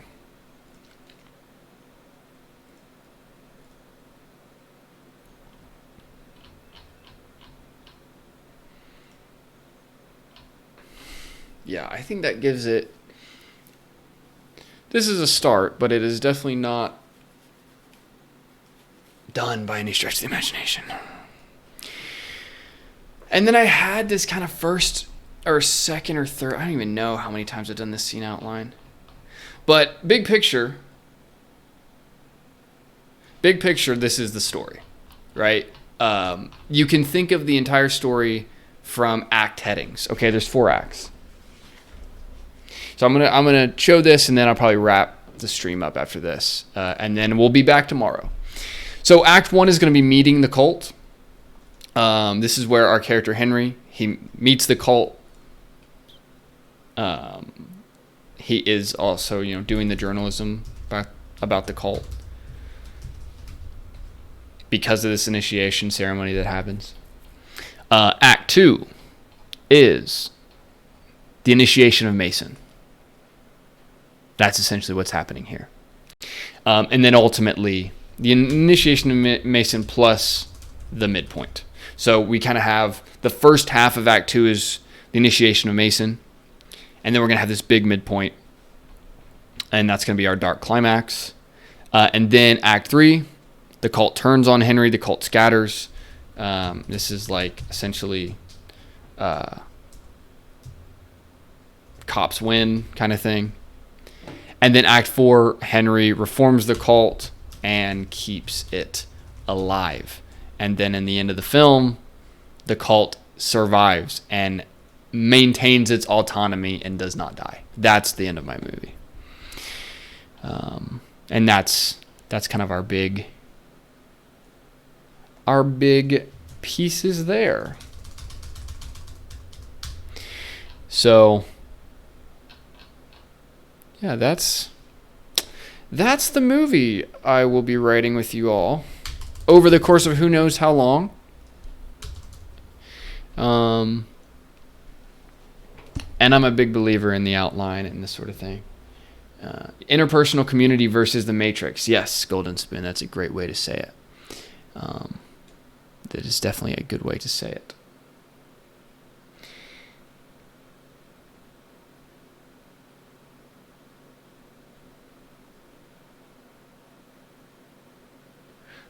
Thomas says, so this script is going to take up the whole week? Thomas, this script might take up months. Who knows? Who knows? But I'm going to be doing, Thomas, I'm going to be doing more of the Q&A type of stuff in my writers group. So how it's going to flow is rather than doing tons of Q&A here, I'm going to be doing... I'm going to be working with those who are actually doing writing in my writers group. And this is the new function of the live streams has begun today. These live streams are story building live streams. You can use this time to see the story that I am building and maybe use it to inspire you to write your own. Or you can use this time to turn on the stream and give you ideas for your own story and work on your own story with this stream up in the background. But that is going to be the function of these streams. And so what I want to do is have the YouTube channel, the actual videos coming out on this channel that are not streams. They will be my course material, essentially. And then I will have the writers group where if you want to work with me and other writers, I will have that group. Right now it's not open. I'm making some changes to it.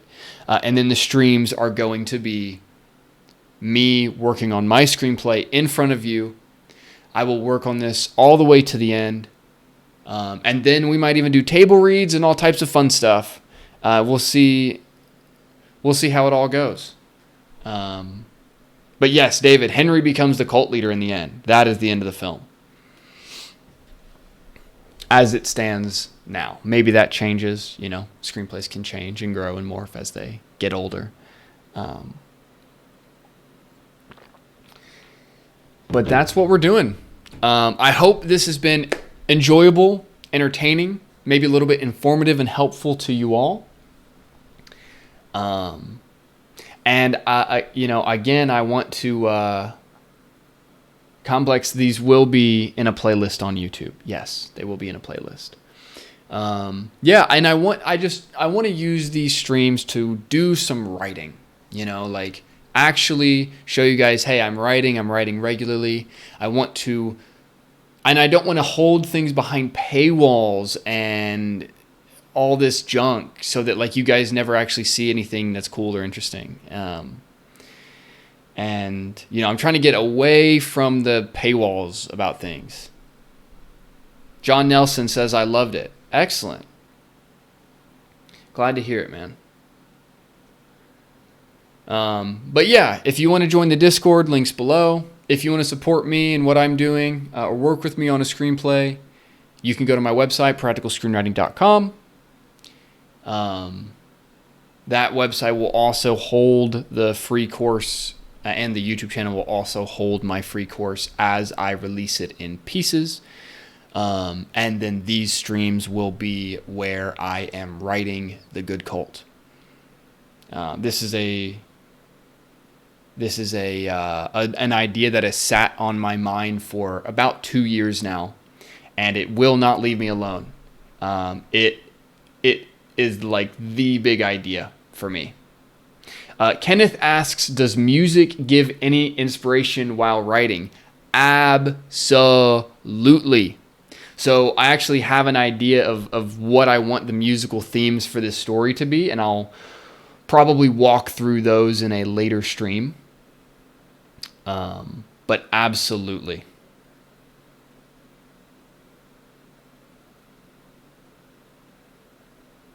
Astera says, seeing a screenplay actually in action helps so much and is super interesting. Great.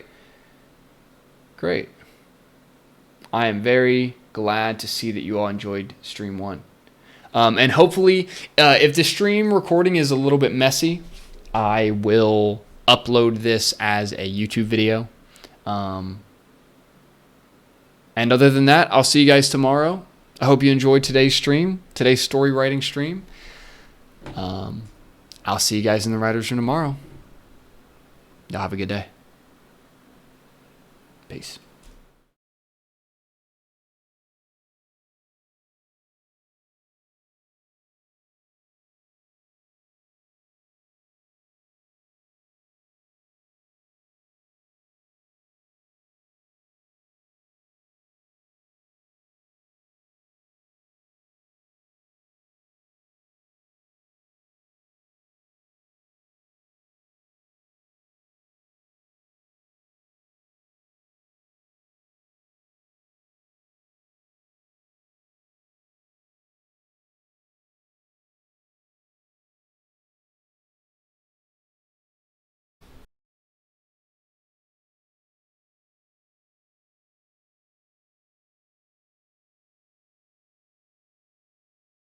Now they have a little bit of power. They can cancel you. That's what they can do. They can come along and cancel you. And everyone that canceled so far ended up canceled. So they thought they could cancel the top G.